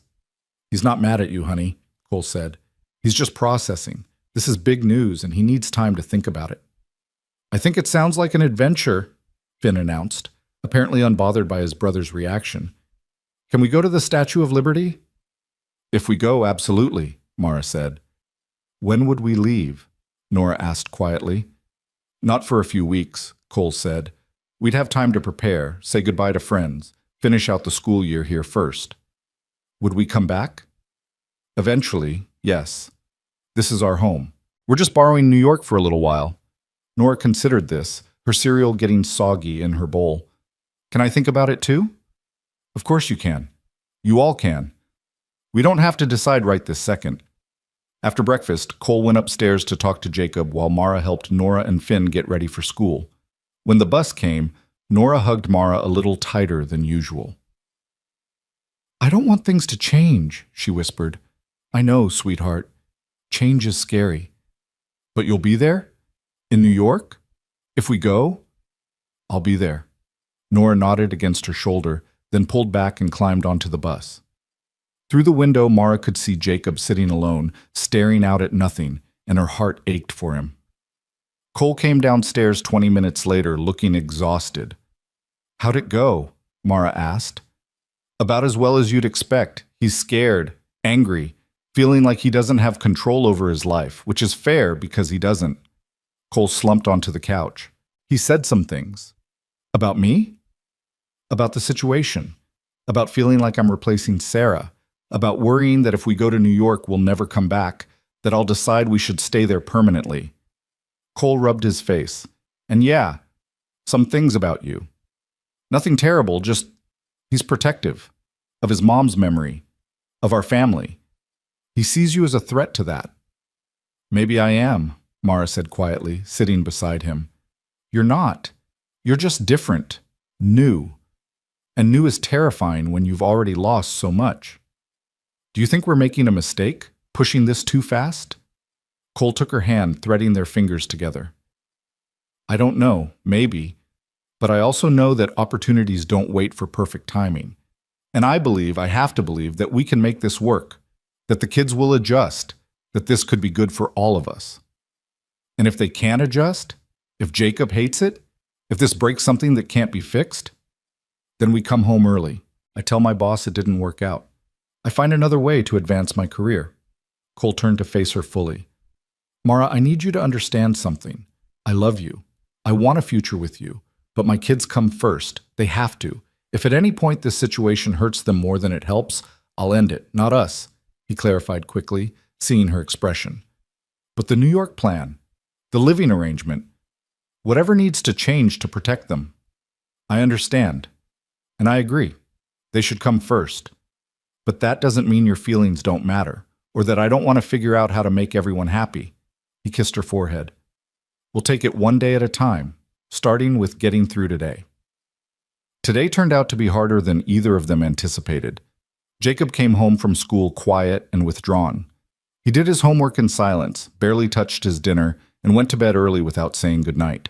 Nora was clingy, following Mara from room to room, asking questions about New York that seemed designed to find reassurance rather than information. Only Finn seemed unbothered, chattering about the dinosaur museums and asking if they could get a pet T-Rex. "You can't have a pet T-Rex," Nora told him for the 15th time. "Why not?" "Because they're extinct, dummy." "Don't call your brother a dummy," Mara said automatically, stirring pasta sauce. "Sorry. Because they're extinct, Finn." "What if we found one that wasn't extinct?" "Then we'd be famous and also probably eaten," Jacob said from the doorway. He'd come downstairs so quietly that none of them had noticed. Finn considered this. "Being famous would be cool. Being eaten wouldn't." "That's a fair assessment," Mara said, trying to catch Jacob's eye, but he was staring at the floor. "Can I talk to you?" Jacob asked, still not looking up. "Alone?" Mara's heart rate picked up, but she kept her voice calm.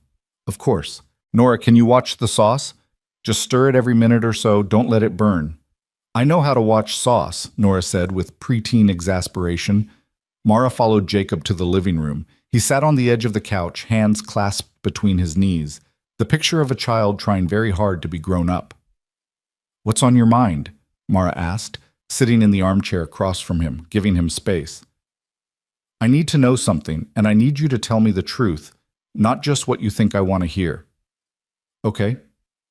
Are you in love with my dad?" The question was so direct, so unchildlike, that Mara had to take a breath before answering. "Yes," she said. "I am." Jacob nodded slowly, like he'd expected that answer but hoped for a different one. "And he loves you?" "He says he does." "Is that why you're coming to New York, because you love him?" "That's part of it, but it's also because I love you three. Because I want to help. Because I think I can make things easier for everyone. You can't replace her, Jacob said, his voice shaking. My mom. You can't just show up and act like you can be her. I know I can't. I'm not trying to. But you're doing her things, cooking our meals, helping with homework, braiding Nora's hair. Those were her things. Mara felt tears prickling at her eyes, but forced them back. This wasn't about her feelings. Jacob, those aren't your mom's things. Those are just things that need doing in a house with kids. Your mom did them because she loved you. I do them because I care about you. But that doesn't make me her replacement.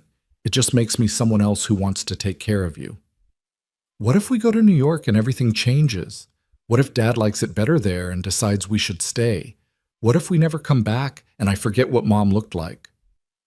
There it was, the real fear underneath all the anger. Mara moved to sit beside him on the couch, close but not touching. Jacob, I can't promise you that nothing will change. Things are already changing, and they'll keep changing whether we go to New York or not. That's just life. But I can promise you this, your dad will never let you forget your mom, and neither will I. If we go to New York, we'll bring pictures of her, we'll talk about her, we'll make sure her memory comes with us. You didn't even know her. No, but I'd like to. Through you and Nora and Finn, through your dad's stories. If you want to tell me about her, I want to listen. Jacob was quiet for a long moment.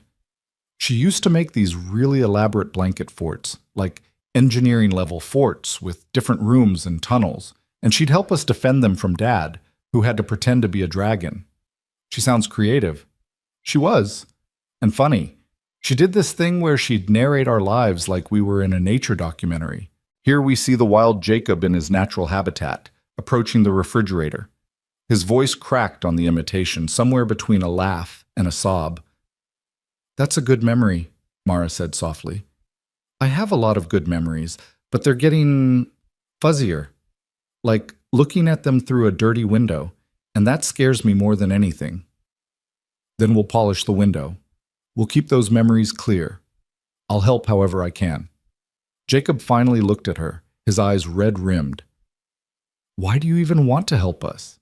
You could just leave. Get your own place. Start your own life. Why would you tie yourself to someone else's broken family?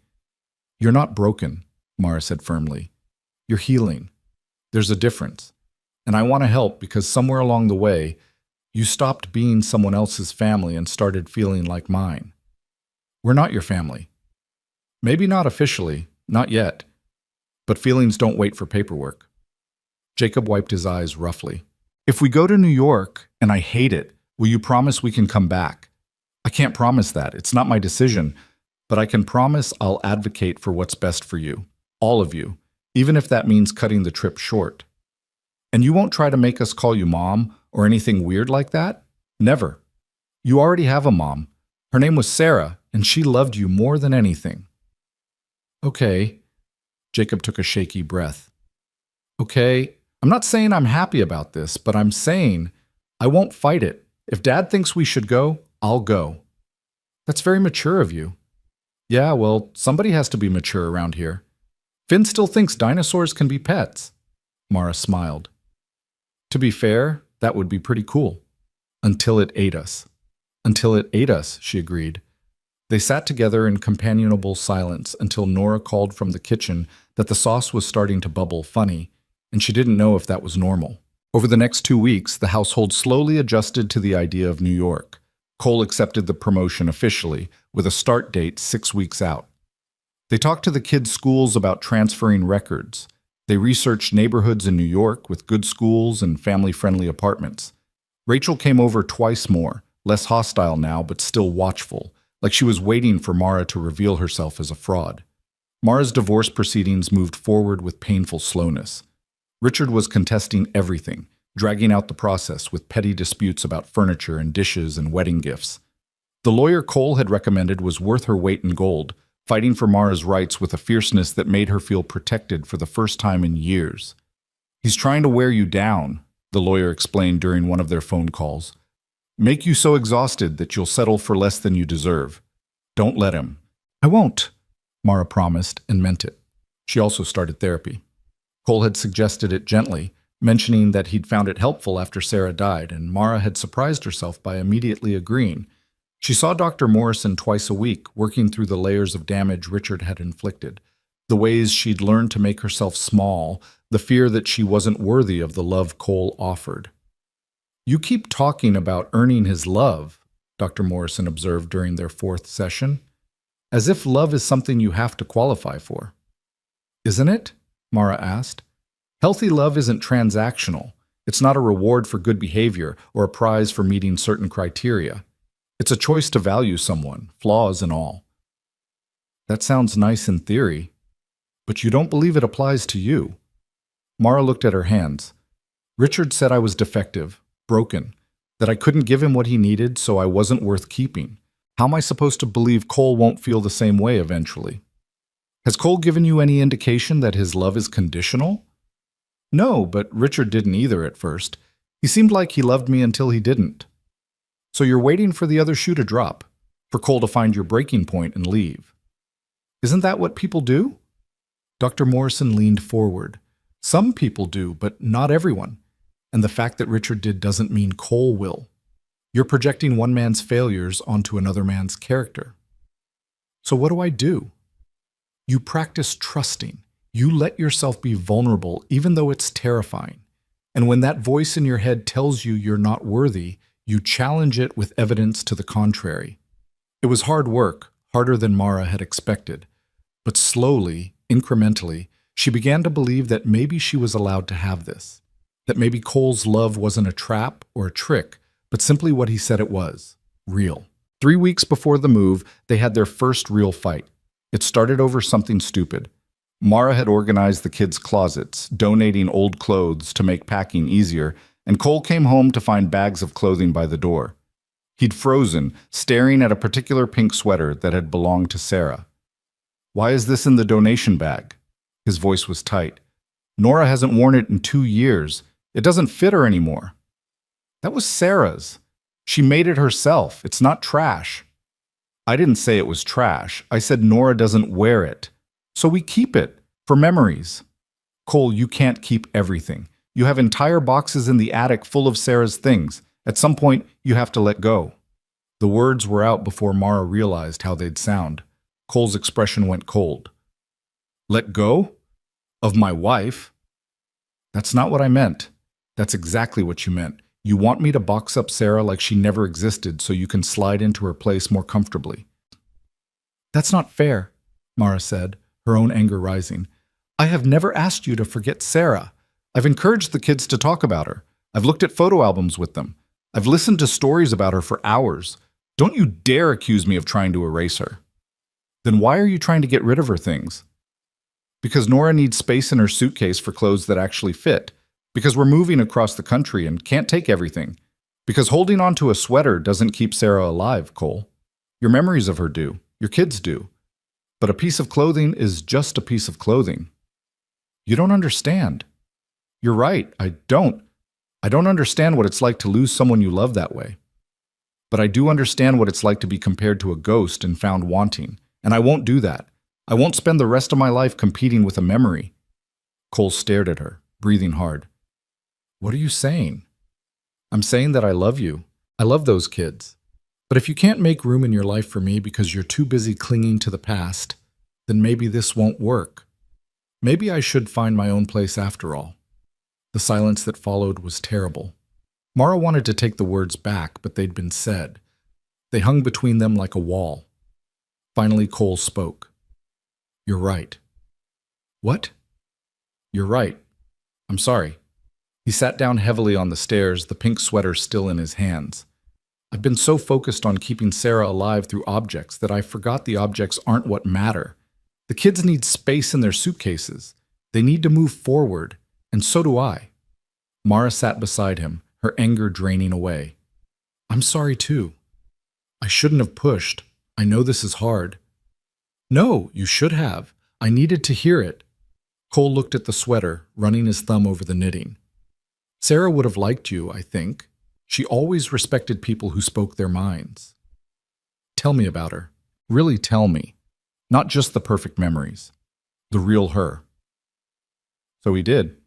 He told Mara about Sarah's terrible singing voice and her habit of leaving cabinet doors open, about her impatience with bureaucracy and her tendency to start projects she never finished, about the fights they'd had over money and time management and whose turn it was to change diapers, about the messy, complicated, real love they'd shared.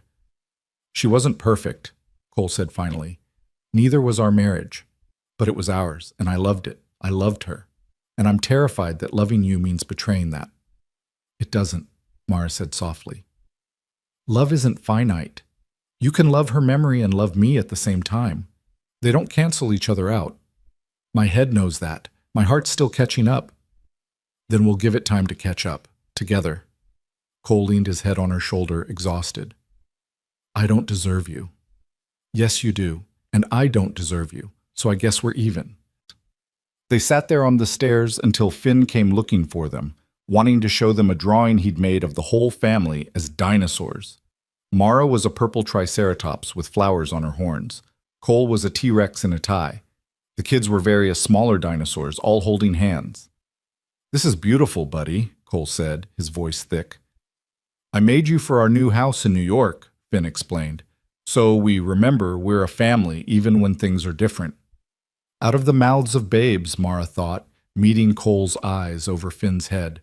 They shared a look of understanding, of forgiveness, of commitment to keep trying. The remaining weeks flew by in a blur of packing and planning and paperwork. Mara's divorce was still ongoing, but the lawyer had secured temporary spousal support that made her feel less dependent on Cole's generosity. She had her own money now, small as it was. Her own income from the substitute teaching work. Her own sense of agency. The night before they left for New York, they had a goodbye dinner with Rachel. She'd softened considerably over the weeks, especially after seeing how Mara handled the kids during a particularly difficult day when Nora had a meltdown about leaving her best friend. I was wrong about you, Rachel said quietly while Cole was putting the kids to bed. I thought you were using my brother. I'm sorry. You were protecting your family. I respect that. You are family now, I think, whether I like it or not. Rachel smiled to show she was joking. Take care of them, please. I will, I promise. And take care of yourself too. Don't get so lost in being what they need that you forget who you are. It was good advice. Mara held on to it as they loaded into the car the next morning. 3 kids and 2 adults and more luggage than seemed possible, heading toward the airport and the adventure beyond. On the plane, Finn fell asleep on Mara's shoulder. Nora held her hand during takeoff, nervous about flying. Jacob sat by the window watching Minneapolis disappear beneath them, looking both sad and excited. Cole reached across the aisle and took Mara's free hand. Ready? He asked. Mara looked at the children, at this man who'd given her a second chance at life, at the impossible family she'd somehow acquired. Ready, she said. And she was. New York hit them like a wave. The noise, the crowds, the relentless energy of a city that never stopped moving. Their apartment in Brooklyn was smaller than the house in Minneapolis, the walls thinner, the neighbors closer. For the first week, none of them slept well. Sirens woke Finn at night. Nora complained that everything smelled weird. Jacob retreated into sullen silence, headphones permanently attached to his ears. Cole left for the office at 6 each morning and rarely returned before 8 at night. The new position demanded everything from him, his time, his energy, his focus. He came home exhausted, barely able to stay awake through dinner, falling asleep on the couch with his tie still on. Mara held things together through sheer force of will. She enrolled the kids in their new schools, navigating bureaucracy in a city where everyone seemed perpetually impatient. She learned the subway system, figured out which bodega had the best snacks, found the nearest library and park. She cooked meals in a kitchen half the size of the one she'd grown used to, helped with homework at a table that barely fit all of them, and tried to make this unfamiliar place feel like home. It was exhausting. Some nights, after the kids were finally asleep, she'd sit on the tiny balcony and cry quietly, wondering what she'd gotten herself into. She missed Minneapolis. She missed the routine they'd established. She missed having Cole present for more than a few rushed minutes. But she didn't leave. She'd promised she wouldn't, and she kept her promises.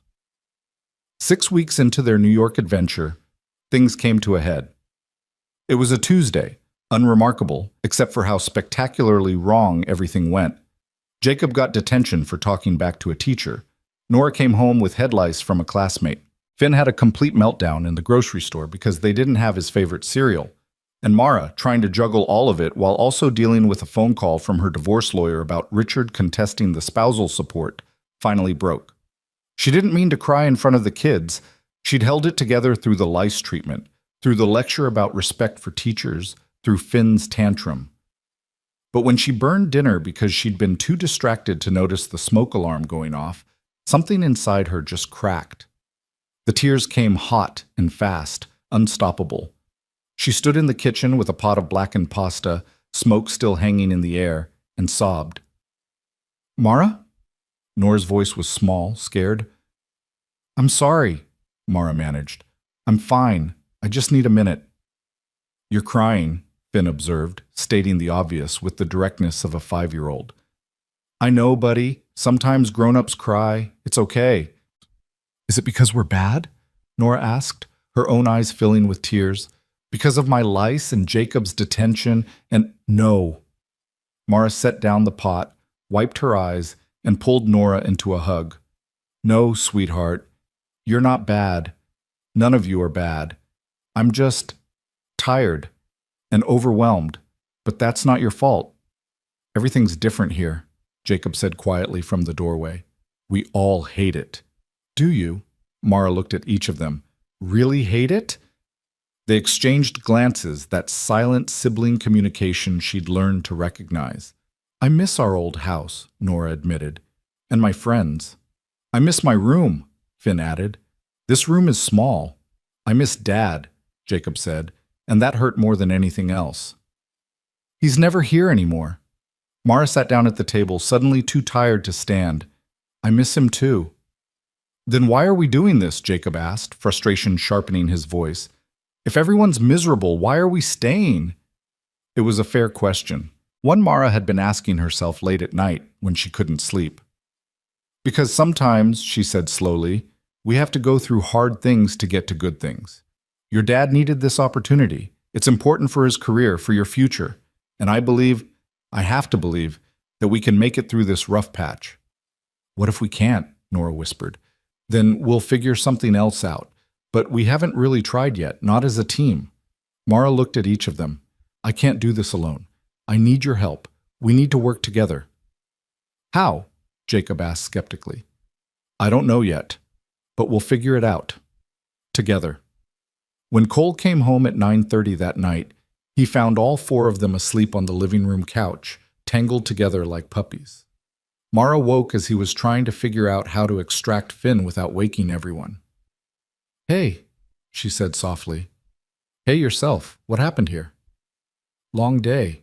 We had a family meeting and then watched a movie and everyone just crashed." Cole sat on the coffee table looking at his sleeping children with an expression of such profound love and exhaustion that Mara's heart ached. "I'm failing them," he said quietly. "Aren't I? I'm so focused on work that I'm missing everything." "You're not failing anyone. You're doing what you need to do." "But they need me. You need me. And I'm never here." "Then be here when you can. Really be here. Not just physically present, but mentally, emotionally here." Cole rubbed his face. "The project I'm heading, it's supposed to wrap up in 4 more months. But my boss hinted today that they want me to stay on permanently. Make New York my base of operations." Mara's stomach dropped. "What did you say?" "I said I needed to talk to my family first, that it wasn't a decision I could make alone." He met her eyes. "What do you think?" "I think you should ask your kids what they think." "I'm asking you." Mara looked at the children sleeping peacefully, their faces relaxed in ways they rarely were during waking hours anymore. "I think they're struggling. I think they miss home. I think Jacob's right. We're all a little miserable right now. But I also think we're adjusting. It's only been 6 weeks. Maybe we need more time. Or maybe I need to accept that this isn't working and tell my boss no." "Is that what you want?" Cole was quiet for a long moment. "I don't know what I want anymore. I wanted this promotion for so long, and now that I have it, all I can think about is what it's costing. Time with the kids, time with you, peace of mind." "Nothing worth having comes easy," Mara said softly, Isn't that what you told me once? When I was afraid to fight Richard for what I deserved? That was different. Was it? You fought for this opportunity. You earned it. Don't give up just because it's hard right now. Even if it means everyone's unhappy? I didn't say I was unhappy. I said I was overwhelmed. There's a difference. Cole reached for her hand. I don't deserve you. We've had this conversation. Yes, you do. They sat in comfortable silence for a while, listening to the sounds of the city beyond their windows. Finally, Cole spoke again. What if we made some changes? I could talk to my boss about adjusted hours. Come in later, leave earlier, work from home 1 day a week. Would he go for that? Only one way to find out. And we could find things to do as a family on weekends. Museums, parks, exploring the city. Make New York feel less like a prison and more like an adventure. The kids would like that. What would you like? Cole asked, his thumb tracing circles on her palm. Mara thought about it. What did she want? I'd like to feel less like I'm drowning. Maybe find a job, something part-time, something that's mine. You could substitute teach here too. Maybe, or maybe something different. I've been thinking about taking a cooking class, maybe exploring that more seriously. You're an amazing cook. I'm an adequate cook who follows recipes. There's a difference. So take classes, explore it, chase something that makes you happy. We can't afford for me to chase hobbies when we're barely making ends meet here. Cole squeezed her hand. We're making ends meet fine. And you're not a hobby. You're a person who deserves to have interests and passions outside of taking care of other people. That sounds like something Dr. Morrison would say. Smart woman, that Dr. Morrison. Mara smiled despite everything. When did you get so wise? I'm not wise. I'm just a guy who's made enough mistakes to recognize them when he's making new ones. He stood, gently scooping up Finn. Come on, let's get these guys to bed properly. They carried the children to their rooms, tucked them in, and stood together in the hallway afterward, Cole's arm around Mara's shoulders. We're going to be okay, he said softly. All of us. How do you know? Because we love each other, and love finds a way. It sounded like something from a greeting card, but Mara chose to believe it anyway. The next morning, Cole called in late to work and made breakfast for everyone. Pancakes with chocolate chips, just the way Finn liked them. He sat with them while they ate, really sat, asking about school and friends and plans. He listened to Nora's detailed explanation of her ongoing feud with a girl named Madison. He helped Jacob with a math problem he'd been stuck on. He built a tower out of Finn's dinosaur toys and let Finn knock it down. When he finally left for the office at 10, the kids seemed lighter somehow, happier. I like when Daddy does breakfast, Finn announced. Me too, Mara agreed. That weekend, they went to the Museum of Natural History. Finn nearly lost his mind at the dinosaur exhibits, pressing his face against the glass and asking a million questions that Mara couldn't answer. Jacob found the planetarium show unexpectedly fascinating. Nora bought a necklace with a geode pendant from the gift shop and wore it like a treasure. They got pizza afterward, greasy and perfect, eating it on a bench in Central Park while watching street performers. For the first time since arriving in New York, they felt like a family again instead of 4 separate people enduring parallel hardships. This was a good day, Nora said on the subway ride home, leaning against Mara's shoulder. It was, Mara agreed. Cole met her eyes over the children's heads and smiled. A real smile, full of hope and promise and possibility. Things didn't magically get better overnight. There were still hard days, still moments when Mara questioned everything. But slowly, incrementally, New York began to feel less like exile and more like an adventure they were choosing together. Cole negotiated new hours at work. In by 7, out by 5, work from home on Fridays. It meant earlier mornings but present evenings, dinner as a family, homework help, bedtime stories. The senior partners grumbled but agreed, impressed enough with his work to make accommodations. Mara enrolled in a culinary arts program at a community college, 2 evenings a week. She discovered she loved it, the precision of technique, the creativity of flavor combinations, the alchemy of turning raw ingredients into something extraordinary. Her instructor, a stern French woman named Chef Dubois, told her she had natural talent. You should consider this professionally, Chef Dubois said one evening after Mara had perfectly executed a complicated sauce. I'm 34 years old with no formal training. So? Julia Child didn't start cooking until she was almost 40. Age is irrelevant. Passion is everything. The idea took root. Mara started researching culinary careers, talking to people in the industry, imagining a future where cooking wasn't just something she did for family, but something she did for herself. Meanwhile, the kids adjusted. Jacob made friends with a boy in his class who shared his love of reading.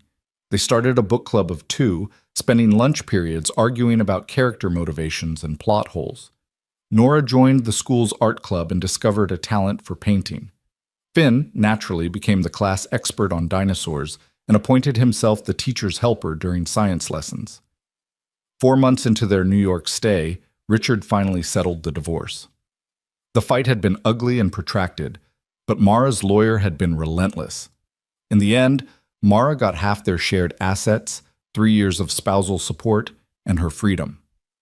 The day the papers were finalized, she felt lighter than she had in years. "It's done," she told Cole that night, holding the official documents. "I'm officially divorced. How do you feel?" "Free, terrified, relieved, all of it at once." "You know what this means, right?" Cole asked, his expression serious. "What?" He got down on one knee right there in the kitchen, pulling a small velvet box from his pocket. The kids appeared in the doorway as if summoned, all 3 of them trying and failing to look surprised. "You knew about this," Mara accused them. "Dad made us promise not to tell," Nora said, practically vibrating with excitement. "It was really hard," Finn added. "Mara Ellison," Cole said, and his voice was steady despite the emotion in his eyes, "the day I found you in that bus shelter was the day my life changed. You brought light back into this house, into my heart, into my children's lives. You've stood by us through moves and meltdowns in Manhattan. You've been patient with my grief, gentle with my kids, and strong in ways I didn't know were possible." He opened the box, revealing a simple platinum band with a single diamond. Not flashy, not enormous, but perfect. "I'm not asking you to replace Sarah. I'm asking you to build something new with me. A family that honors the past but lives in the present. Will you marry me?" Mara looked at this man who'd saved her life in every way that mattered, at these children who'd let her into their hearts despite their fears, at the life they'd built together from broken pieces. "Yes," she whispered. "Yes, absolutely, yes." The kids erupted into cheers. Finn launched himself at Mara, nearly knocking her over. Nora was crying happy tears. Even Jacob was grinning, actually grinning, wider than Mara had seen since they'd arrived in New York. Cole slipped the ring onto her finger, and it fit perfectly, like it had been waiting for her all along. "We're really getting married?" Nora asked, as if she needed confirmation. "We really are," Cole confirmed. "Can I be the flower girl?" "You can be whatever you want to be." "I want to be a dinosaur," Finn announced. "You can't be a dinosaur at a wedding," Jacob told him. "Why not?" "Because dinosaurs can't carry rings." "I could carry rings if I was a dinosaur. I'd carry them in my mouth really carefully." Mara laughed, the sound bubbling up from somewhere deep and joyful. "We'll figure out the details later. For now, can we just celebrate?" They ordered takeout, Chinese food from the place down the street that they'd become regulars at. They ate it spread across the coffee table, passing cartons back and forth, talking about wedding plans and the future and all the possibilities ahead of them. Later, after the kids were asleep, Cole and Mara stood on their tiny balcony, looking out at the city lights. "I never thought I'd have this again," Cole said quietly. "Love, partnership, someone to share the good days and the hard ones. Neither did I. I thought I was broken, defective, not worth keeping." "You were never any of those things. You were just with someone too small to see your worth." Mara leaned into him, feeling his solid warmth, his steady heartbeat. "Thank you for seeing me, for choosing me. Thank you for choosing us, for taking a chance on a widower and 3 grieving kids. Best decision I ever made." They stood there in the cold November air, wrapped in each other and the impossible beauty of second chances, while below them the city pulsed with life and light and endless possibility. When Cole's 6-month contract ended, his boss made the expected offer: stay permanently, full partnership, significant raise. Cole asked for a week to decide and took the question home to his family. They sat around the dinner table, all five of them, discussing it like the democracy they'd become. I like New York now, Nora said. I didn't at first, but I have friends here, and my art teacher says I could apply to special programs. The museums are really good, Finn added, and we're close to the beach. Beaches are cool, even though they don't have dinosaurs. Jacob was quiet, thinking. Finally, he spoke. I miss Minneapolis, but I like it here too. I like our school. I like my friends. I like that we're close to so many bookstores. He paused. But mostly, I like that we're all together. I don't really care where we live as long as we're a family. Mara's eyes filled with tears. This boy who'd been so resistant, so protective of his mother's memory, had become one of her biggest champions. What about you? Cole asked her. I'm enrolled in culinary school here. I've made connections, started to build something, but I could do that anywhere if I needed to. She looked at each of them. I'm happy wherever you all are. That's a cop-out answer, Jacob said, but he was smiling. What do you really want? Mara thought about it honestly. I want you kids to have opportunities. I want Cole to thrive in his career. I want us to be challenged and growing. I think New York offers us that in ways Minneapolis maybe didn't. So we're staying? Nora asked. If that's what we all decide, Cole said. This is a family choice. They voted. 4 yes votes, 1 abstention from Finn, who said he'd be happy anywhere as long as he could keep his dinosaur collection. Cole accepted the permanent position. They signed a lease on a slightly bigger apartment in the same neighborhood. They started planning a wedding for the following spring. Mara graduated from her culinary program at the top of her class. Chef Dubois offered her an apprenticeship at her restaurant, unpaid but invaluable experience. Mara accepted, working dinner shifts 3 nights a week while Cole managed the kids' bedtime routine. It wasn't easy. Nothing about blending their lives together was easy. There were still hard days, still arguments about discipline and money and whose turn it was to do laundry. There were still moments when Jacob retreated into grief for the mother he'd lost. Still times when Nora's preteen emotions overwhelmed everyone. Still instances when Finn's energy exhausted them all. But there was also laughter, joy, love that grew deeper and stronger with every challenge they faced together. The wedding happened on a perfect April afternoon in a botanical garden in Brooklyn. Mara wore a simple ivory dress, wildflowers in her hair. Cole wore a suit that made him look like the leading man he'd always been to her. Jacob and Finn were ring bearers, coordinating their delivery with the seriousness of a military operation. Nora was the flower girl, scattering petals with artistic flair. Rachel cried through the whole ceremony. Mara's father flew in from Arizona, meeting his new grandchildren for the first time, and looking overwhelmed by the loud, chaotic love of this family his daughter had found. During the vows, Cole surprised everyone by adding something unscripted. Sarah, he said, looking up at the sky, I will love you until the day I die. You gave me 3 beautiful children and 10 wonderful years. But I know, I have to believe, that you'd want me to live fully, to love again, to give our kids a complete family.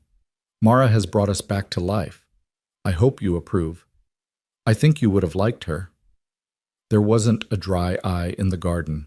When it was Mara's turn, she looked at the children. Jacob, Nora, Finn, I'm not replacing your mother. No one could. But I promise to honor her memory, to love you with everything I have, and to be someone you can always count on. You 3 saved my life just as much as your father did. Thank you for letting me be part of your family. The officiant barely got through the pronouncement before Finn shouted, Now you can kiss! Everyone laughed. Cole kissed Mara thoroughly while the children cheered and the guests applauded and the spring sun blessed them all with golden light. The reception was small but joyful. They danced, all 5 of them together, to songs that ranged from classical to ridiculous. They ate cake, 3 tiers that Mara had helped bake with Chef Dubois' supervision. They celebrated not just a marriage but a family choosing each other, broken pieces forming something new and whole and beautiful. During the father-daughter dance, Cole danced with both Nora and Mara, switching off every minute, making both of them feel precious and cherished. When it was over, Jacob asked Mara to dance. I never thought I'd be okay with this, he admitted, as they swayed to a slow song. With Dad remarrying, with someone new in Mom's place. I'm not in your mom's place, Mara said gently.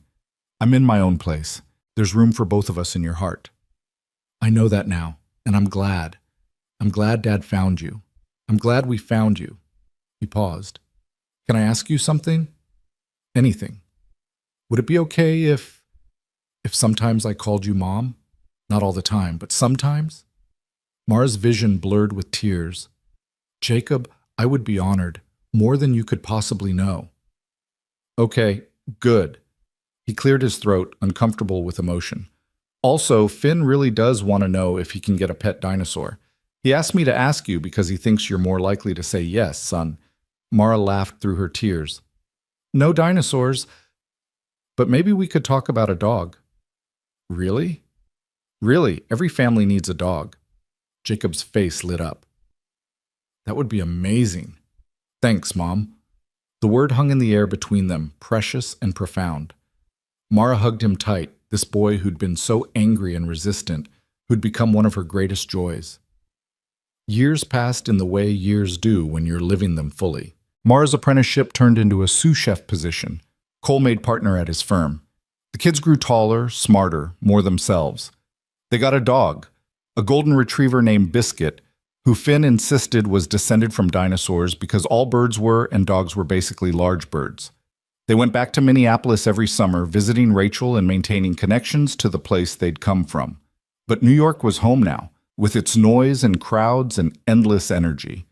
On Nora's high school graduation day, Mara sat between Cole and the boys in the auditorium, watching their daughter, because Nora was their daughter in every way that mattered, prepare to give the valedictorian speech. Nora stepped up to the podium, poised and confident, her mother's necklace at her throat and her own strength in her eyes. My mom taught me something important, Nora began, and Mara's breath caught. She taught me that some people will try to tell you you're broken, that you're not enough, that you need to be fixed or changed or different to be worthy of love. But you're not broken. You just haven't been seen by the right hearts yet. She paused, her eyes finding Mara in the crowd. My father found her on a snowy night 10 years ago. She was sitting in a bus shelter with nowhere to go and no one to call. Another man had thrown her away, told her she was defective, not worth keeping. But my dad saw something different. He saw someone worth saving, worth loving, worth choosing. Mara felt Cole's hand find hers, squeezing tight. She didn't just save him, though everyone thinks that's the story. She saved all of us. She showed up when we were broken too, grieving our mother, lost in the dark. And she loved us anyway. She chose us anyway. She built a family with us, not because she needed to replace what we'd lost, but because she saw us and decided we were worth fighting for.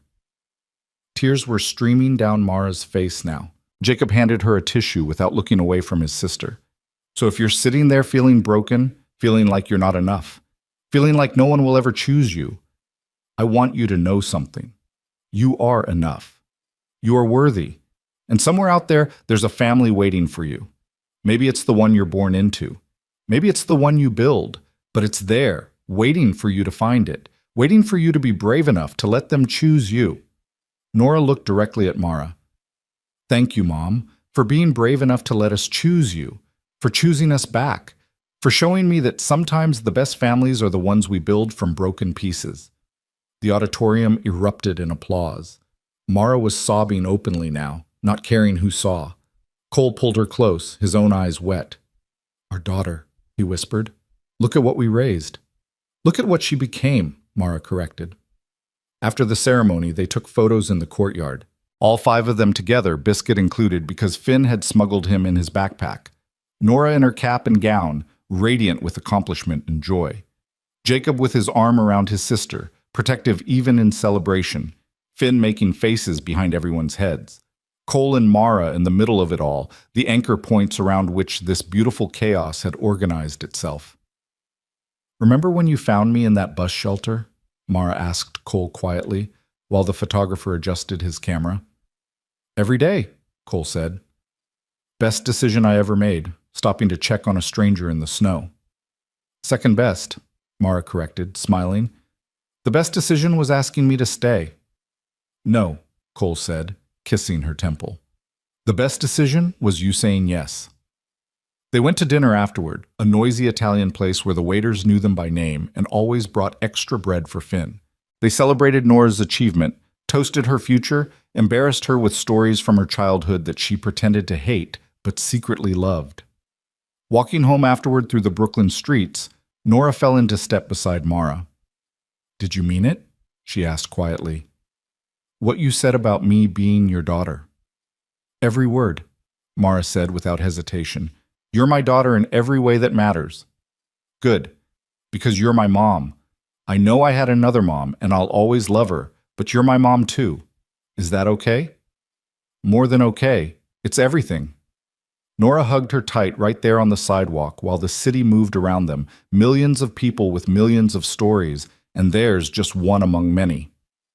But it was theirs, hard-won and precious and real. That night, after everyone was asleep, Mara stood on their balcony looking out at the city lights. She thought about the woman she'd been 10 years ago, freezing in a bus shelter, convinced her life was over. She thought about Richard's cruelty, the divorce papers, the snow that had seemed determined to bury her. She thought about how close she'd come to giving up, to just letting the cold take her. And then she thought about what came after.